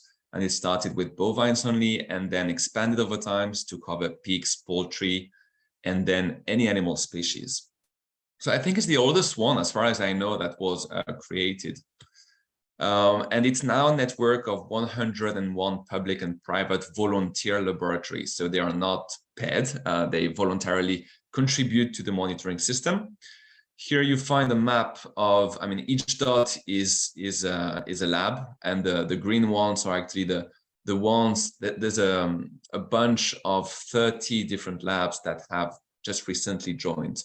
So these are in green. You can see they cover quite well the French territory, and they are more concentrated where animal production is actually concentrated. So typically the west of France, from which I'm actually joining you now.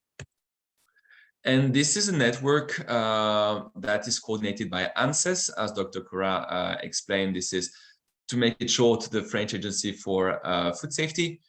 And RESAPATH, which is the name of the monitoring network, belongs to ONABA, which is a network of AMR surveillance networks in France. And all other networks actually operate in the public health sector. There is only one in the animal sector, at least for the clinical setting.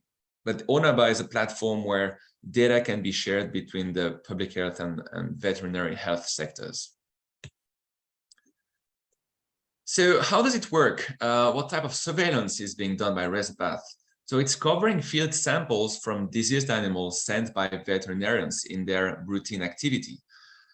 And so they send their samples to labs where antimicrobial susceptibility testing is done on the isolates extracted from these samples. And so this diffusion is done according to a French standard, which is called AFNOR NFU 47107. This standard is basically used in France and in a number of French-speaking countries, especially in Africa. But this is not an internationally recognized standard as CLSI or UCAST. But this is the one that historically is being used here, and France considers it as quite useful and is not ready yet to change unless more clinical breakpoints would be typically ready for UCAST. Interpretation is done according to the veterinary guidelines from the French Society of Microbiology. And just to mention that the performance of the labs, which contribute with their AMR data to the system, is tested every year by external quality assessment. So in terms of data management, because you see that there are 101 different labs providing data, it's quite of an old system, but it's hard to change. Labs are just sending Excel files to ANSES at the moment. And then within ANSES, there are some automated system to clean and detect errors in the files, which are then clarified with the submitting lab. But the data management system is quite simple with Excel files. And there's an annual data analysis that is done by a team of epidemiologists and bacteriologists at ANSES every year. And there is a report that is published every year. And now it's, I mean, it's also in English. Usually there was a big lag for the English translation, but now I think they do it at the same time. So it's quite handy for everyone. So just to mention that this is a growing network, although it was created a long time ago, it's still really growing a lot. And you see that in 2021, the RESAPATH has collected 62,070 AST results. So in one AST result, there can be like 9, 10, or 15 different antibiotics being tested. So you can like even multiply this by 10 to get the number of data points. With the colors here, you get an idea of what animal species are being covered. I think it's dogs now, which represent the biggest segment of this column. And otherwise, poultry, cattle, cats, and pigs are quite important as well. So what are the main surveillance objectives of RESAPATH? The first one is to monitor AMR in pathogenic bacteria of animal origin. The second one is to collect resistant isolates of specific interest, to characterize resistance mechanisms at molecular level, so understanding what's the underlying mechanism providing this resistance, and then to compare those molecular results with those which are found in human medicine, so that you can compare and better understand how this is being shared between the human and animal sectors. And not the least, which is to provide technical support to member laboratories. So now I'm going to go through these 3 objectives and provide a little bit more details. So objective number 1, to monitor AMR in pathogenic bacteria of animal origin. So this is just an example of graphics that you can find in the RESAPATH reports. So here you have, it's all for cattle. So in blue, it's adults and calves, and in green and red, well, you can read on the graphic. So you directly see that resistance in calves is much higher than in adults. This graphic is representing the proportion of ESBL E. coli from cattle from any kind of samples. And so here, over this period, 2012-2017, was the first national action plan addressing AMR in the vet sector in France. And you can see that this has triggered a decline in AMR, which is also correlated to a decline in antimicrobial use. And then there was a second national action plan, ECO Antibio 2, and you see that it's helped to consolidate and even to continue to decrease AMR levels. So we're using this data a lot to monitor the performance of our national action plan. And just another graphic for fluoroquinolone, another critically important antimicrobial, and again in E. coli, but you have here more animal species, and the same. You can see that the National Action Plan allowed to really see a sharp decrease in AMO levels in every animal species. As you know, another important antimicrobial is colistin, and as mentioned before by Dr. Rungtip, usually for this type of antimicrobials, we do broth microdilution, which is the recommended method to have an accurate measure of the MIC and to be able to really differentiate between a susceptible and a resistant bacterium. But in Resapath, as I said before, everyone is doing this diffusion. All the labs are doing that because this is what is more convenient to them. And so they do this diffusion also for colistin. And when you use the French norm, you realize, and you compare with another method and with broth microdilution, you realize that actually there's indeed, like when the diameter is between 15 and 17 millimeters, you have no idea if it's susceptible or resistant. But you have a clear idea if it's below 15 or above 17. So just with that information, ANSES is still monitoring, Resapath is still monitoring colistin resistance with this diffusion. So this is, so here you can see a graphic. So in green, these are the sensitive isolates. We are sure they are sensitive. 95% sure because it's above 18 millimeters. And you can see here a sharp increase in the susceptibility of E. coli from cows with diarrhea.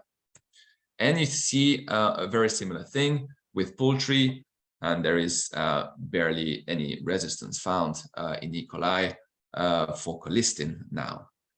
So although there is some uncertainty, it can still be useful. It's hard to, many labs only use this diffusion in the field for the clinical practice, and it's hard to tell them to do a microdilution just for one antimicrobial. So just to show here that once you have better understood with your standard what's the uncertainty zone, then you're able to provide good advice to the clinicians and for surveillance purposes as well. So for clinicians, when the lab finds something between 15 and 17 millimeters, well, you cannot conclude anything. So you may just advise the vet not to use colistin in that case. So these Resapath data are quite extensive now, as I showed before, and this data can be very useful for improving prescriptions, as mentioned also just before by Brian Lubbers. When you cannot have an antimicrobial susceptibility testing results, you can use cumulative antibiograms to have an idea of what you could use empirically. So this is why Resapath has developed an app that is available for every vet. This was a request from the vet practitioners in France. We want to have a tool where we can see AMR results when we are in the field just with our smartphone and not to go and see the report. So you can click on that link. I think we'll share the presentation later. And well, it's a website where you can decide what animal species you want to focus on, what type of clinical presentation, what type of bacterial disease, and what type of antimicrobials. So here it's a little bit small, I think, for you to see. So I will zoom in the next slide. So here it's I selected a few antimicrobials for Streptococcus suis in pigs.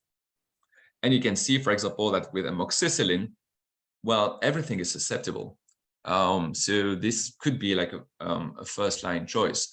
And even fluoroquinolones, which is in, enrofloxacin, which is in red here, you see that it has a lower proportion, lower percentage of susceptibility. And tylosin is quite low in terms of susceptibility.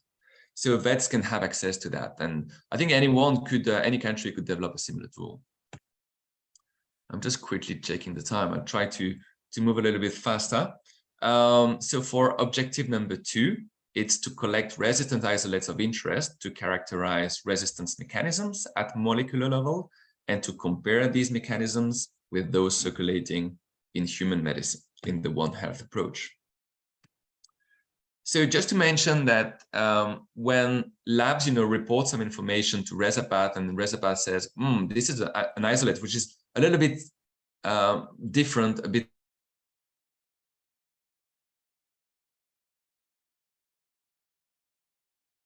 then Resapath asks the lab to send the isolate to ANSYS. And so now we have, so I have a notification that my connection is unstable. Can you hear me properly? Okay, it disappeared, so I guess it's good now. So 15,000 isolates have been collected by Resapath since 2005. And molecular analysis are done to confirm some phenotypic surveillance results. So, for example, proportion of MRSA among isolated Staph aureus, or to answer rapidly to urgent public health questions, which can arise at any moment. So when MEC A and MEC C, for example, were first discovered, the government of France really wanted to know what's the prevalence in France among MRSAs isolated from animals. And similarly for MCR1, for example, for colistin resistance, what is the prevalence of MCR1 among E. coli? These are questions the government wants to have answers quickly. And with this strain collection, we can provide answers. Oh, sorry. And then, as I said before, when you go at the molecular level and you sequence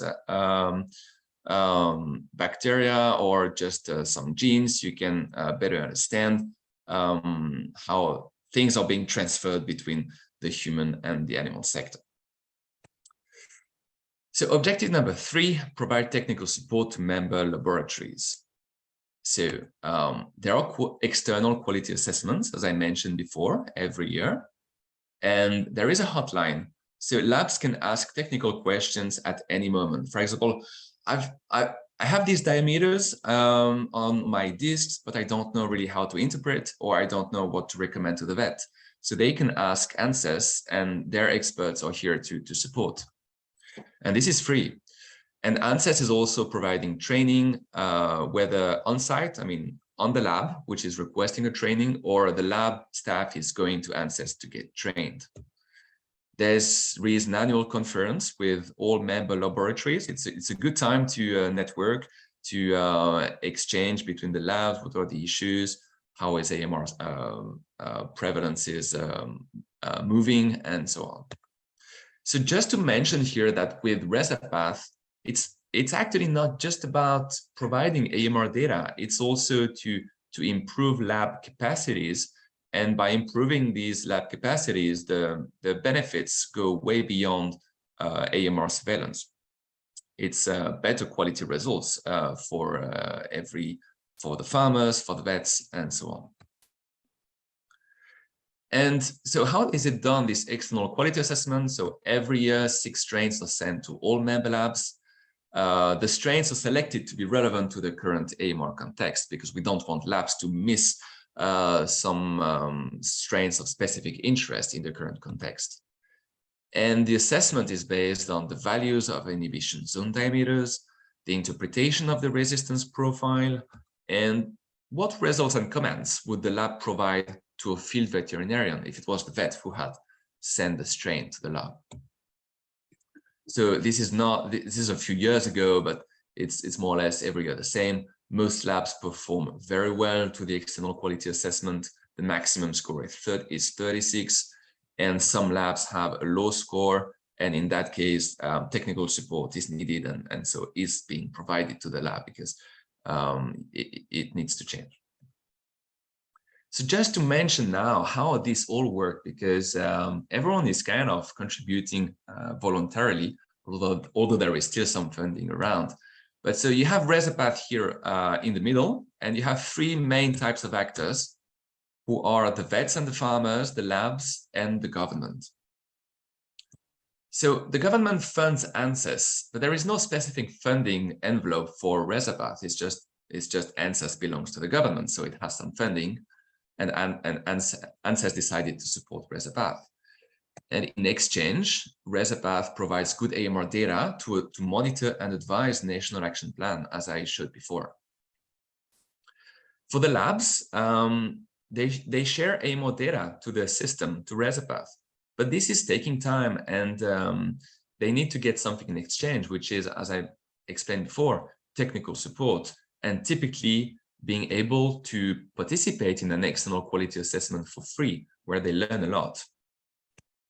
And vets, they submit their samples in their routine activity. They do not send samples just for AMR monitoring. It's actually never for that. It's just for their routine activity. And in exchange, they receive high quality lab results because labs get trained and perform well. And also, as I showed before with the Resapath Online, they receive good AMR data from Resapath that helps them decide which drug to use empirically in the field. So this is a very simplified win-win approach. There are many other parameters at play, but this is to give you an idea. If anyone wants to build a similar approach in another country, I think it can definitely work in different, even in low and middle income countries, because there is in practice quite limited funding being allocated to it. So the advantages of a voluntary system like that is that all members are motivated to participate, so it brings good dynamics in the network. It is less costly and thus more resilient. And there is flexibility and more relevance. So the idea here is just that because we want people to contribute, Resapath always needs to consider the needs from the field, better understand the difficulties from the labs, typically, to make the system work. Just a few tips to conclude on tips for building Resapath-like systems. I think I explained quite well how this is working, but maybe when there is nothing in the country yet, no monitoring system, a good idea could be to identify one or several interested labs, especially from the private sector, as they may have more data than public labs, but it can really depend on the country. You can explore the possibility for a win-win approach, as I just explained before. The approach can be different, but putting around the table, around the same table, all the relevant stakeholders, then you can discuss and try to find what type of service maybe one actor is looking for and is ready, and what type of service this actor is ready to provide for free. So you can start with very informal and open discussions and ask, yes, what can you offer to labs, to agri-food companies in exchange of their data? Don't start with, please share your data, because it may not work. I think it's good to understand that this is a win-win system. An important tip is to make it super easy for labs to share their data. FAO has developed, has adapted WhoNet for the animal sector, so that it's much easier to share data. So this could be a tool for countries to use. In any case, it should be super easy and fast for labs to share data, otherwise they will not. And provide feedback to participating labs, of course. I think that's it. Thanks a lot for your attention. And if you have any questions, I'm ready to answer those in the Q&A or after in the panel session. Thanks a lot. Thank you very much for sharing your thoughts and experience with us this afternoon, Dr. Rodolphe Mader. Laboratory networking for AMR surveillance, the experience of Resapath in France. We'll be seeing you again, Dr. Mader, later in the program for our Q&A.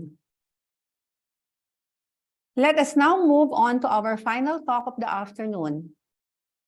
Our next speaker is a very familiar face if you have been following FABA in the past couple of years.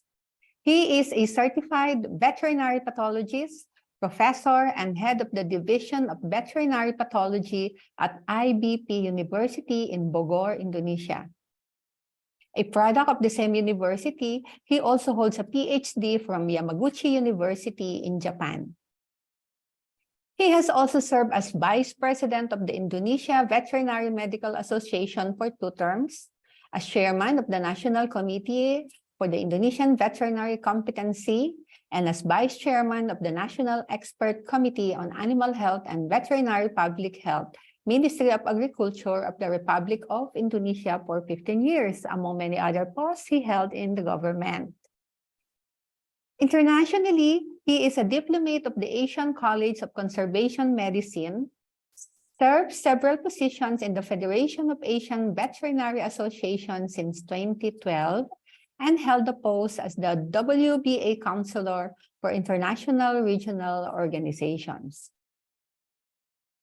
Ladies and gentlemen, let us welcome Professor Dr. Bangbang Froncho Priyo Sorianto with his topic, Establishing a Veterinary Network for Advancing AMR Surveillance in Priority Bacterial Pathogens in the Asia-Pacific region.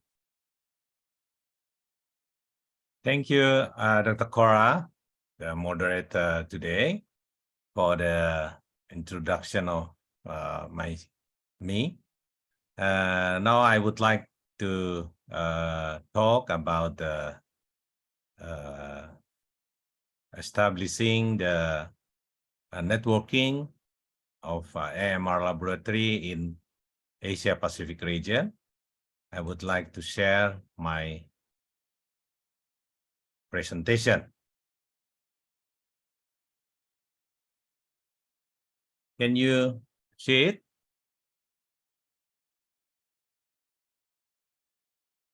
Okay.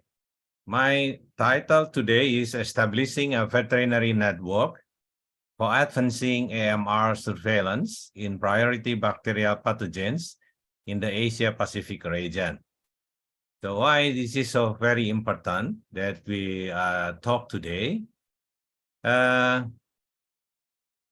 We know that the global demand of livestock product is increasing because the hike of world population need livestock product, and also, as you know, to fulfill the demands, so the productivity of the livestock also increasing. Especially we can see in the poultry industry, they're growing so fast. And of course, the other livestock also increasing in population, like cattle, swine, ruminants, and also the aquatic animals, especially the aquaculture. And as we know that the animal bacterial infectious diseases is one of the important key to be a success of the livestock industry, whatever the livestock, cattle or swine or poultry, and also the aquaculture. And for this, one of the important points is the increasing of the use of antimicrobial due to there is so many diseases, bacterial diseases that affect the livestock industry. And due to the increasing of the use of antimicrobial drugs, then evolution, we can see that the evolution of antibiotic-resistant microbes has now become a global concern, as we heard from the first speaker to the last speaker, how the antibiotic-resistant microbes is become a global concern, as we call it as a silent pandemics. The background of my topic is, first, in FAFA, we have a FAFA strategic plan, as also explained by our FAFA President, Dr. Kurauchi, in the opening message. At least we have 6 pillars in the FAFA strategic plan. First is international and collaboration.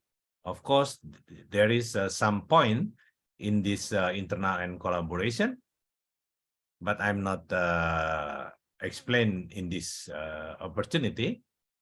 And the second is about One Health. There is also some several points under the One Health. And the third is veterinary education. Fourth is animal welfare. Fifth, food security and safety. And the sixth is pharmaceutical stewardship. So I would like to emphasize in the pharmaceutical stewardship. We have 4 points in this topics in this pharmaceutical stewardship. First is a policy work and related activities on the responsible and prudent use of antimicrobials. The second is education, training, and public awareness on antimicrobial resistance or AMR. And the third, advocacy on the availability and access to quality pharmaceuticals and biologics for veterinarian in Asia-Oceania region. And the fourth, is a contribute to global AMR discussions, as we did today, as they pertain to veterinarians and their access to and use of antimicrobials. This is the first background of our discussion today. And the second is the result of the FAFA 2021 regional survey on bacterial pathogens in major livestock and aquatic animals in 8 FAFA country members. So I would like to stress in this the second background.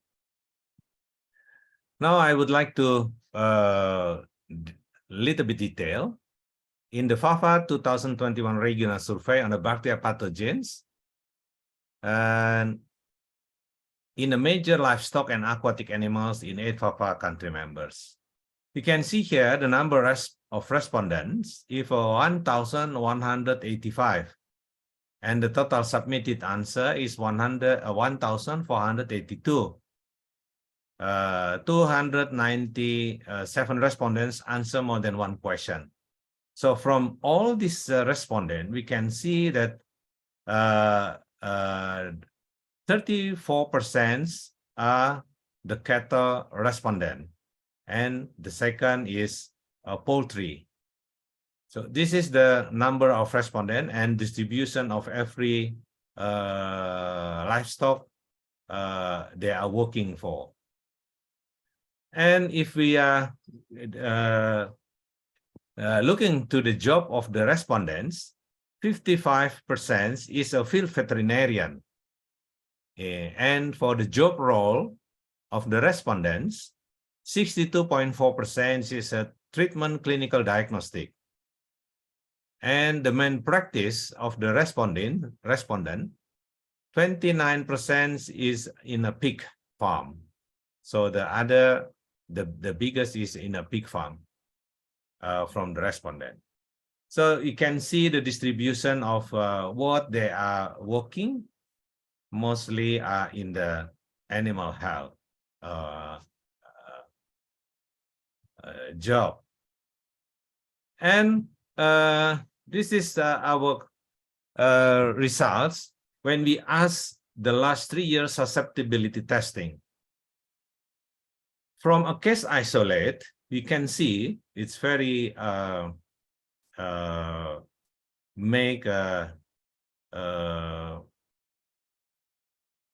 you can see here 51%, 51.21%, they said they never did the susceptibility test from a case isolate. Even they can isolate the bacteria, the microbes, they do not perform the susceptibility test. And from the field cases, we can see here 48.91%, they said never did the susceptibility test. Only a few, they did every week. We asked about a weekly, monthly, a quarter of a year, once a year, once in 3 years, and so on. And we can see the surprise. Most of them are never did the susceptibility test. So this is make us very sad to know that most of them are never did the susceptibility test. And after we ask about the disease, you can see here, this is the summarize, just only summarize. Most of the disease found in the field, based on their answer, in swine, Escherichia coli, Pasteurella multocida, and Mycoplasma hypopneumoniae. The most common in the field. For the cattle is the Staphylococcus aureus, Escherichia coli, and Streptococcus agalactiae. While for the poultry, Escherichia coli, Mycoplasma gallisepticum, and Aphibacterium paragallinarum. And the common isolate in the lab, this is the when they make isolation in the lab, Escherichia coli in swine is the most isolated, then followed by Streptococci, Salmonella in the number third. In the cattle, Escherichia coli also, and then Staphylococcus aureus and Streptococcus agalactiae. In the poultry, Escherichia coli, Staphylococcus aureus, and Pasteurella multocida. While in aquatic, mostly Aeromonas and Vibrio. And when we ask what disease that mostly impacted the economy, they say that in swine, Actinobacillus pleuropneumonia is the most significant in economic loss, and followed by the Mycoplasma and Escherichia coli. In cattle, there is a Staphylococcus aureus, the most common bacteria that make economic loss, and then Pasteurella multocida and Escherichia coli. While in poultry, Mycoplasma gallisepticum, mostly the microbes that make economic loss, and followed by Aphibacterium paragallinarum and Salmonella pulorum. While in aquatic, still Aeromonas and Vibrio. And what the most difficult disease to be treated, most of respondents in swine say that Mycoplasma hypopneumoniae is the most difficult to be treated, and followed by Actinobacillus pleuropneumonia and Haemophilus parasuis. In cattle, Staphylococcus aureus and Klebsiella in second, and the third is the Escherichia coli. While in poultry, we can see here is a Mycoplasma still the problem that most difficult to be treated, and Ornithobacterium rhinotracheale as the second, and the third is Escherichia coli. While in aquatic, it's a Mycobacterium and Pseudomonas. This is the common disease found in the field as they answer our question, our questionnaire. And antimicrobial used for treatment, this is just only the summarize of all antimicrobial use in all targeted country. Rank number 1 is ampicillin, the second is amoxicillin, the third is enrofloxacin, and the fourth is oxytetracycline. So this is the antimicrobial mostly used by all countries. And we are also asking about the willingness of them to be to build a networking of country interests. We can see here in the peak there is 4 respondents say that they want to build to connect each other in the networking. In the cattle there is a 3, in poultry 3, and in a fish a 4. So this is the country interest. And conclusion of the survey. First, the disease found in all targeted animals in all countries were almost similar and narrow in difference. So disease found is most similar. The second, the susceptibility tests in most of the countries were applied very rare, with the highest answer were never. We can imagine that they treat animals, treat livestock.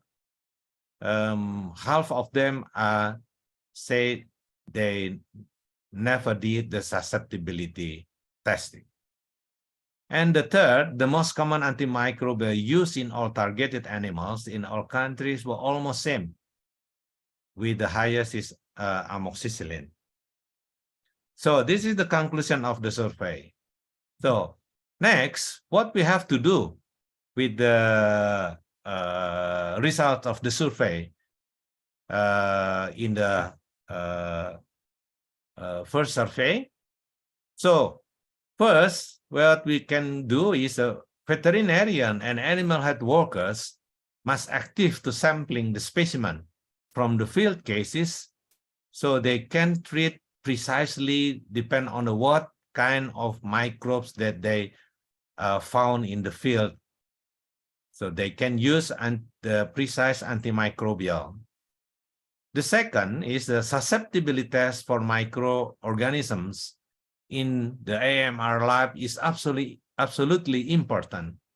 So it means that susceptibility is very important before we treated the animal.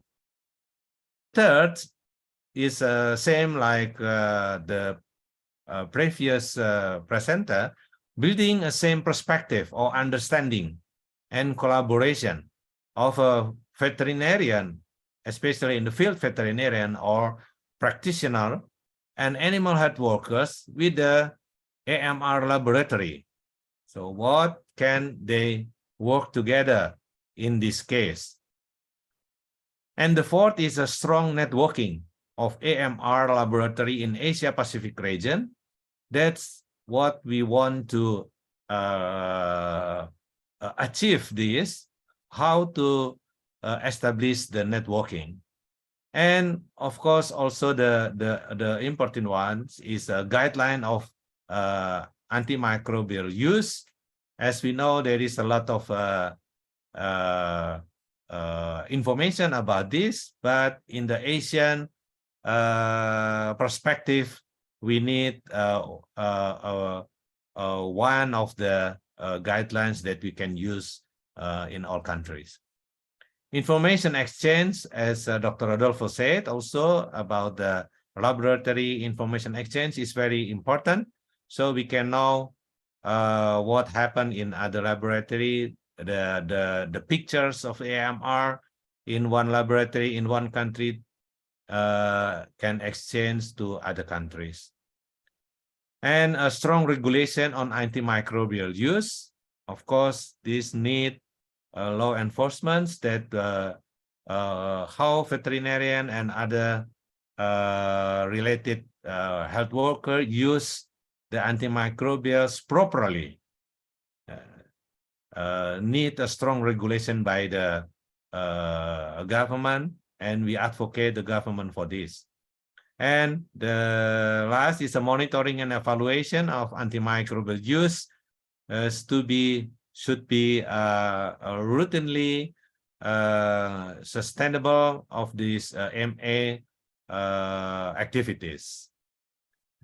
And I would like also to inform you what the next FAFA program. First, we will have a piloting of AMR training of trainer for sample specimen collection and also AMR laboratory works. So we will do this piloting in 2 countries and we will select it. And the second is the establishment of AMR laboratory networking in Asia Pacific countries. This is very important. FAFA can take part in these activities on how to establish networking of the laboratory and also make an effort to the field veterinarian or a clinical practitioner to be more used with the sample collection to be to be testing for the susceptibility of the microbes. I would like to thank to our groups who make the survey happen, to Dr. Paulino Seabat, Dr. Ganakon Ulkasemsin, Dr. Asusi Fukuda, Dr. Nimade, Dr. Churing Woon, Yaspal Malik, Dr. Tanyelin, and Dr. Kaskolas Muhammad Natsar. So, thank you very much. So we have to work together, hand in hand each other, to solve these very important topics.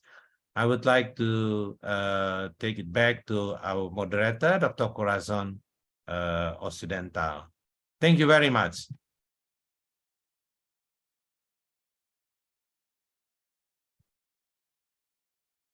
Thank you very much, Dr. Bangbang, for that very informative presentation, as always.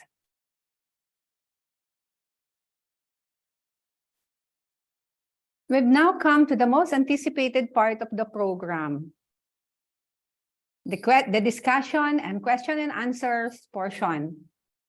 To respond to our attendees' questions, let us all call back out to the spotlight our resource speakers, Dr. Rongtip Chuan Chuen, Dr. Brian Lubers, Dr. Rudolph Mader, and Dr. Bangbang Priyo Sorianto. Welcome back, doctors. To our attendees on Zoom and Facebook Live, you may drop your message down on the Q&A panel or the comments section below. May we remind everyone to be respectful of your questions and keep your comments relevant to the topics we have discussed this afternoon. And now for our first question. Actually, doctors, I have 8 questions on hand. I gathered from the Q&A box. So maybe I will start with the question from Andy Vijay Narco. Doctors, how to handle chicken manure where chickens are treated with antimicrobials? Chicken manures containing antimicrobial residue is used as plant fertilizer. It is feared that it will contaminate the residue of the antibacterial. Who wants to answer this, doctors?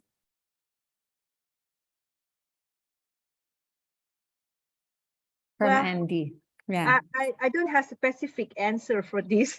I think that it's not the easy questions because usually I think like use manure at the fertilizers, and that could be the cause for spread of AMR is at the end of the process, right?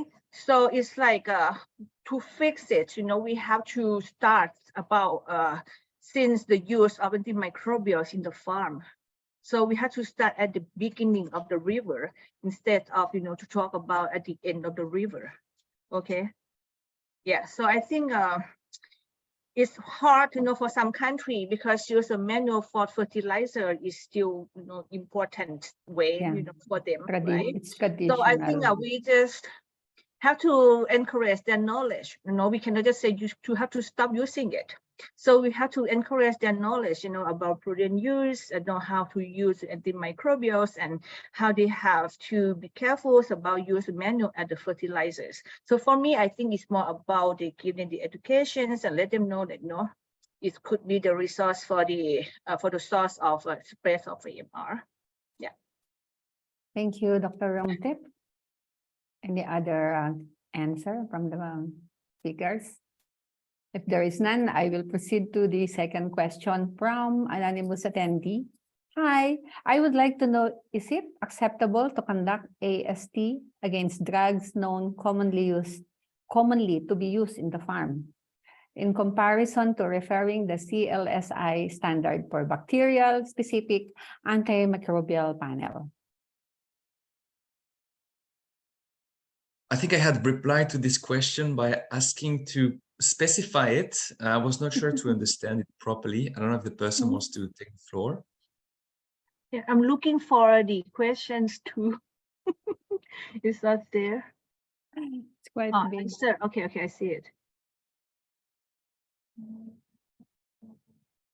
Okay. Is it acceptable to conduct AST against drugs known commonly to be used in the farm? I think so. I don't think there is a limitation, for antibiotics to be included for the testing, right?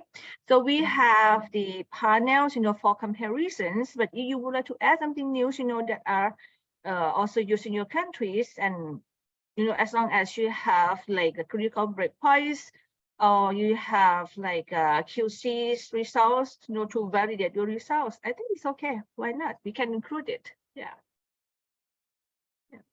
If I understand the question correctly.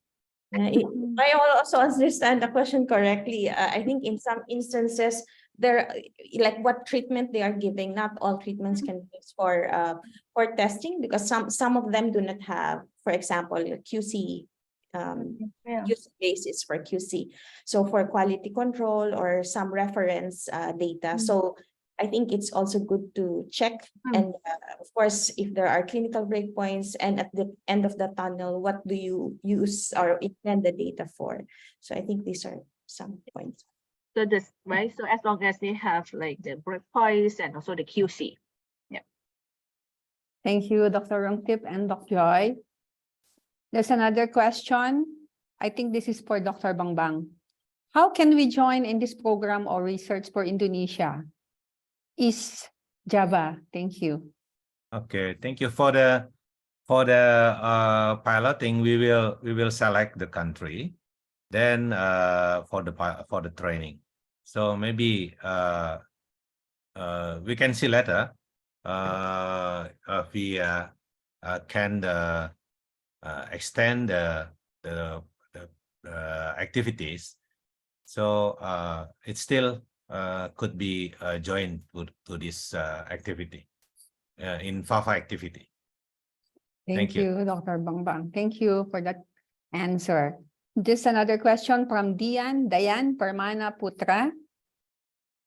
Doctors, could the resistant bacteria to certain antibiotic become sensitive again? How long if they can? Thank you. So I think this is a question I already replied. I typed in the Q&A session, but in a nutshell, the answer is yes, and this is the hope that we have. If we reduce antimicrobial use, AMR reduces as well. What we saw in Resapath it was kind of almost at the same time when the curve that shows a decrease in antimicrobial use is similar to the curve of a decrease in AMR, but we have not. It may not be that obvious for all antibiotics. So I still wonder, for drugs like tetracyclines, where we have seen constant resistance levels rather high for some bacteria. I do wonder now if stopping tetracycline will really reduce AMR that sharply. I don't know if anyone has any evidence on that, but the typical mechanism, at least that we have, is that it causes the bacteria to be resistant to the bacterium.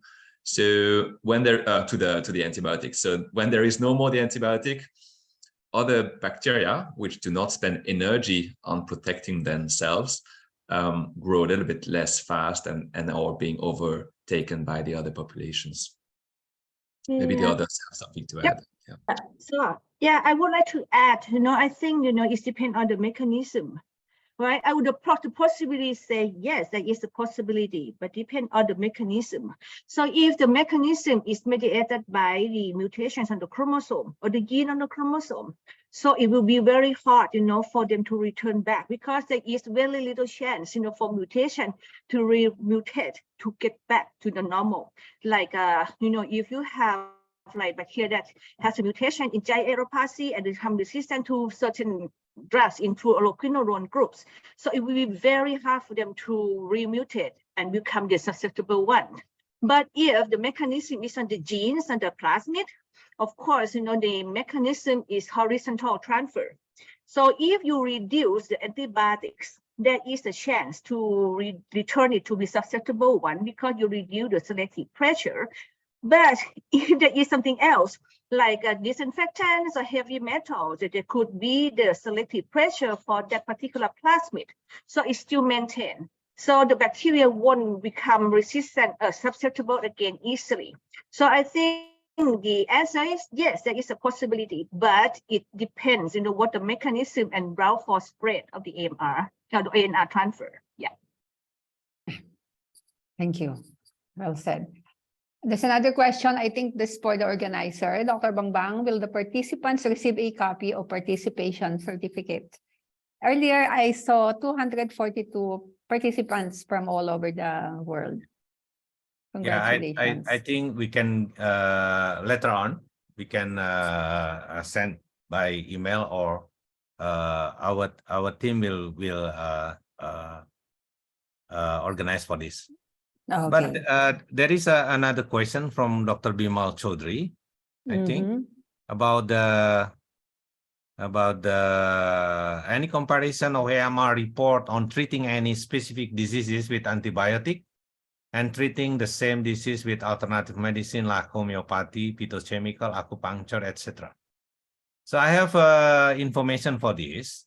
I have experience using some herbs to treat the animal, and also a susceptibility test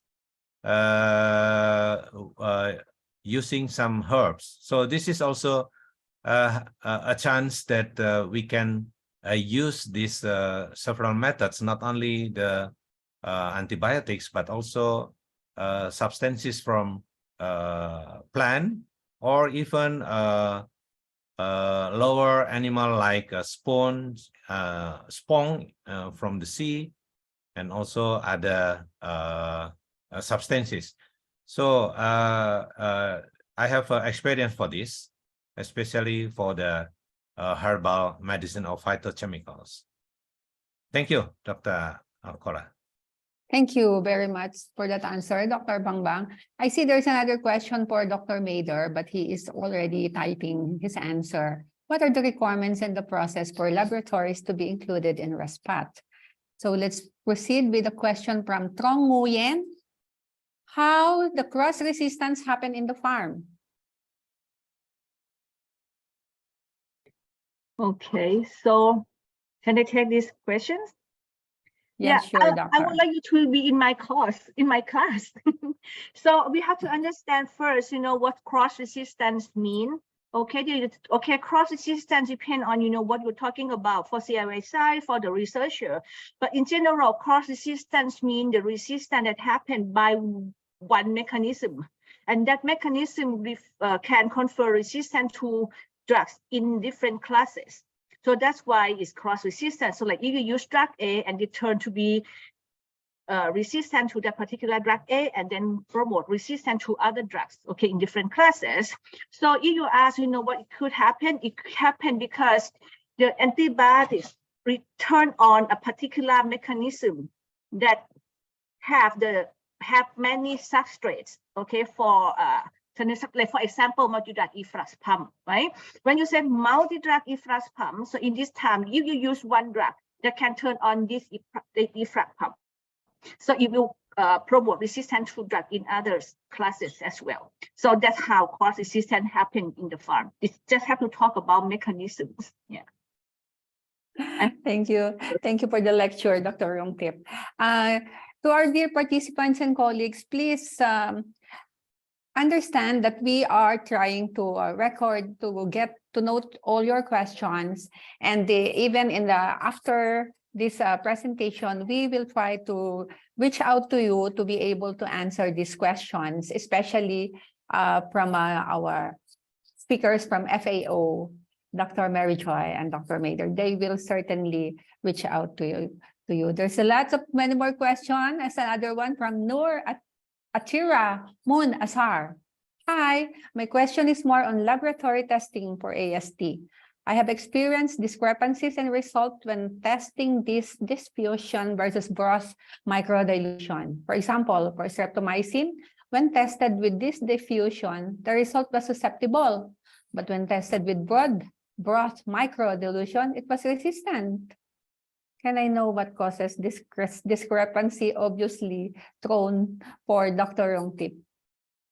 My question is, do you have the QC?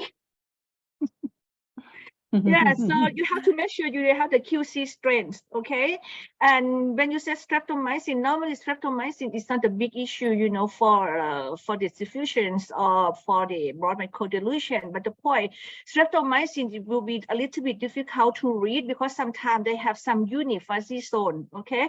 So I think we just have to see the QC and the particular zone, okay? For myself, I never have any issues about the streptomycin. Thank you, Dr. Rungtip, once again. Another one from Billapone Ponsi Sabas. Is it acceptable to interpret the MIC of cholesterol E. coli using EUCAST guidelines and report their AST in percentage? Ralph, Rodolphe, gonna take the question, the answer? Yeah, I saw you were nodding, and so, so I thought you would take the floor. Okay. Yeah, so I mean, it's just that UCAST will only have clinical breakpoints and for the human sector. So it depends on what is your aim, what you want to do with your AST result. If your objective is in a public health perspective, then yes, definitely. If it's for for a practitioner, for example, then it's less relevant. And you may find other breakpoints typically from CLSI. I don't know if this one exists, but I suppose yes. So that would be my answer. If you use the UCAST ECOF, it's also possible, but more for epidemiological reasons. Yeah. Yes, so I would question. add, yes, sorry, I would like to add that, yes, I agree with Rodolphe because this is what I'm doing. And use the UCAST clinical breakpoint and then report. I think, I'm not sure though, I have not follow up with the CLSI, but I think they don't have the breakpoint.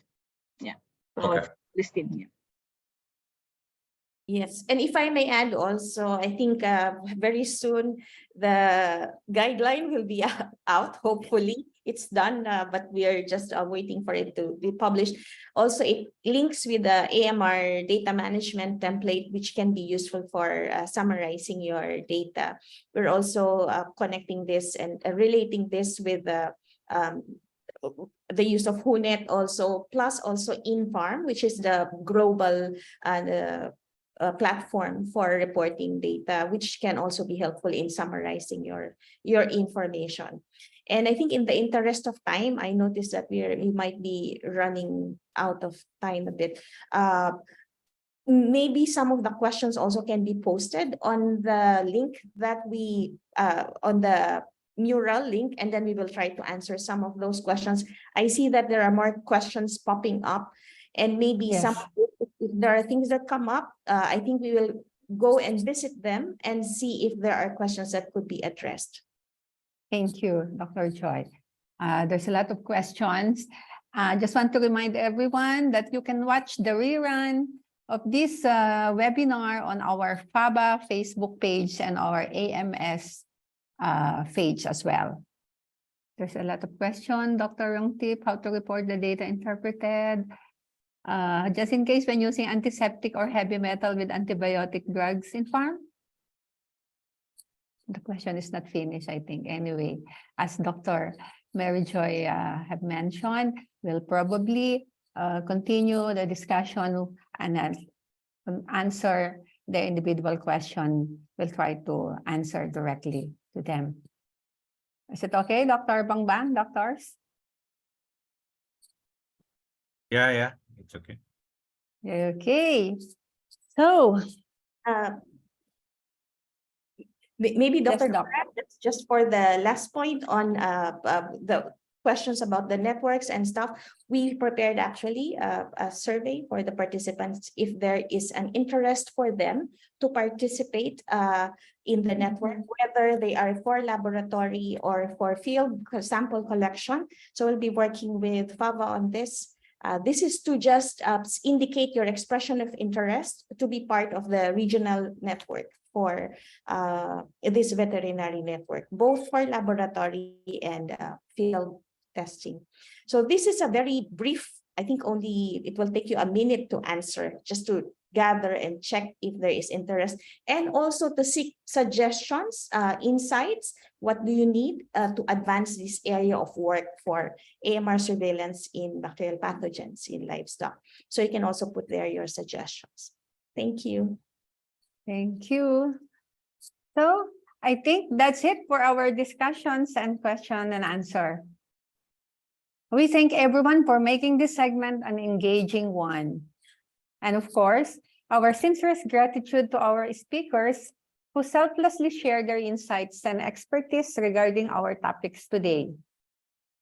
So, dear speakers, can we have your parting messages? At least 1 to 2 minutes each, probably. Who's first? maybe I will start. I was the first speaker. So I think it's a very complex problem, but I think everybody can pitch in with something. I think I'm very happy that FAVA is taking on this challenge for leading the veterinarians in the region to contribute this very exciting endeavor. So everybody can contribute, whether it's with sample case finding, sample collection, laboratories, and there's some things that we can improve. This would not be possible with everybody, without everybody's contribution towards this end. So we are happy to support, of course, if there's any need, and we are happy to see this network grow. Thank you, and good luck to everyone. Next would be Dr. Rodolphe Meder. Please. Okay. Just very quickly, I think the idea is just to understand that it's possible to develop laboratory networks for AMR surveillance, but it takes time. But it's really possible.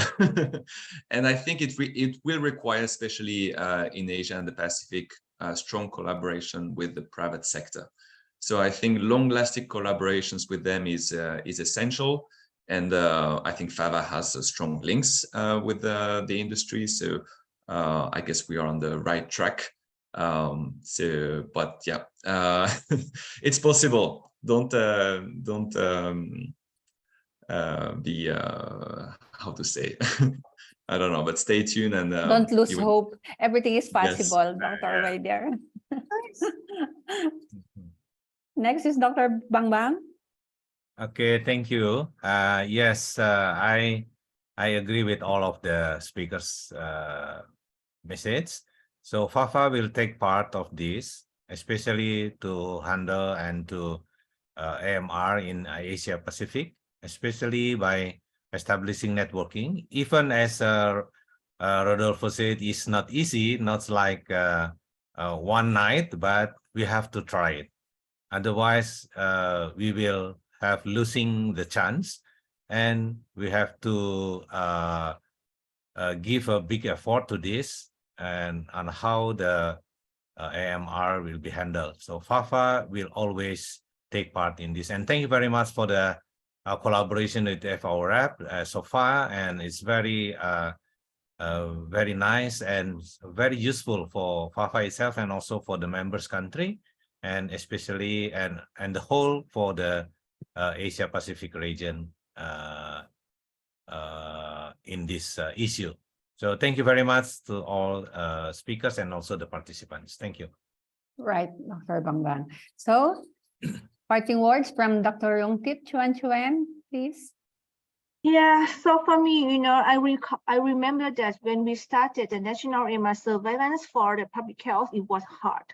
And now when we're going to start the one for the animal pathogens, it's even harder. So my concern is just, I do understand, what eventually we have to have it. So just please keep in mind that we have to use harmonized and standard methods, and you will keep you on track. Yeah, that's it. Thank you. Well said. Thank you very much. Okay, once again, thank you very much for gracing our event this afternoon, but most importantly, leading the fight towards AMR mitigation, not only in Asia, but in the world. And to formally close our event, it is my honor to welcome this afternoon the FAVA Vice President, Dr. Ju Young-hor with his closing message. Yeah, thank you. Thank you, Corazon. Good afternoon. Now is night. So it's sorry. Now it's PM 6 o'clock. First of all, I would like to express my sincere appreciation to fellow veterinarians who have joined today's webinar focusing AMR. I especially thank you to Dr. Isao Grauchi and the member of BABA, and I also thank you to Dr. Mary Joy Gordon Shilon and the FAO staff for hosting the webinar. I would like to extend a special thank you to Professor Longtip, Dr. Brian, Dr. Rodolph, and my old friend Dr. Bangba. Give a great lecture to end AMR activity. Yesterday, KBMA signed of MOU with the Korean CDC to strengthen cooperation in the field of One Health, including to respond to zoonosis, antimicrobial resistance, and any other methods. I hope that cooperation between veterinarian and the medical authority will be strength in other countries as well. I truly hope that our special relationship will continue and move forward. I'm looking forward to meeting you all again in very near in Taipei. Thank you. Thank you very much, Dr. Ju Young-hor, for that very moving message. And that has been our event for today, Antimicrobial Susceptibility Testing of Priority Animal Pathogens in the Asia-Pacific region. On behalf of the FABA Executive Board and with the support of Food and Agriculture Organization of the United Nations and USAID, thank you very much for spending your afternoon with us.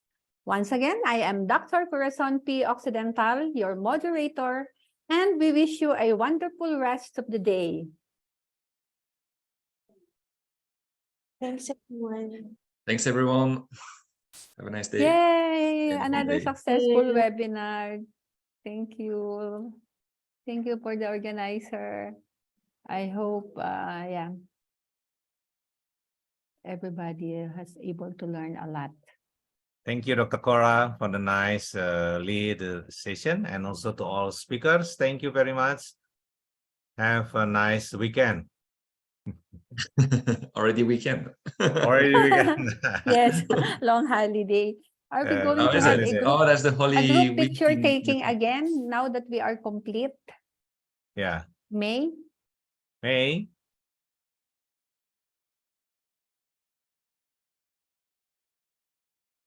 Gallery. Okay. Okay.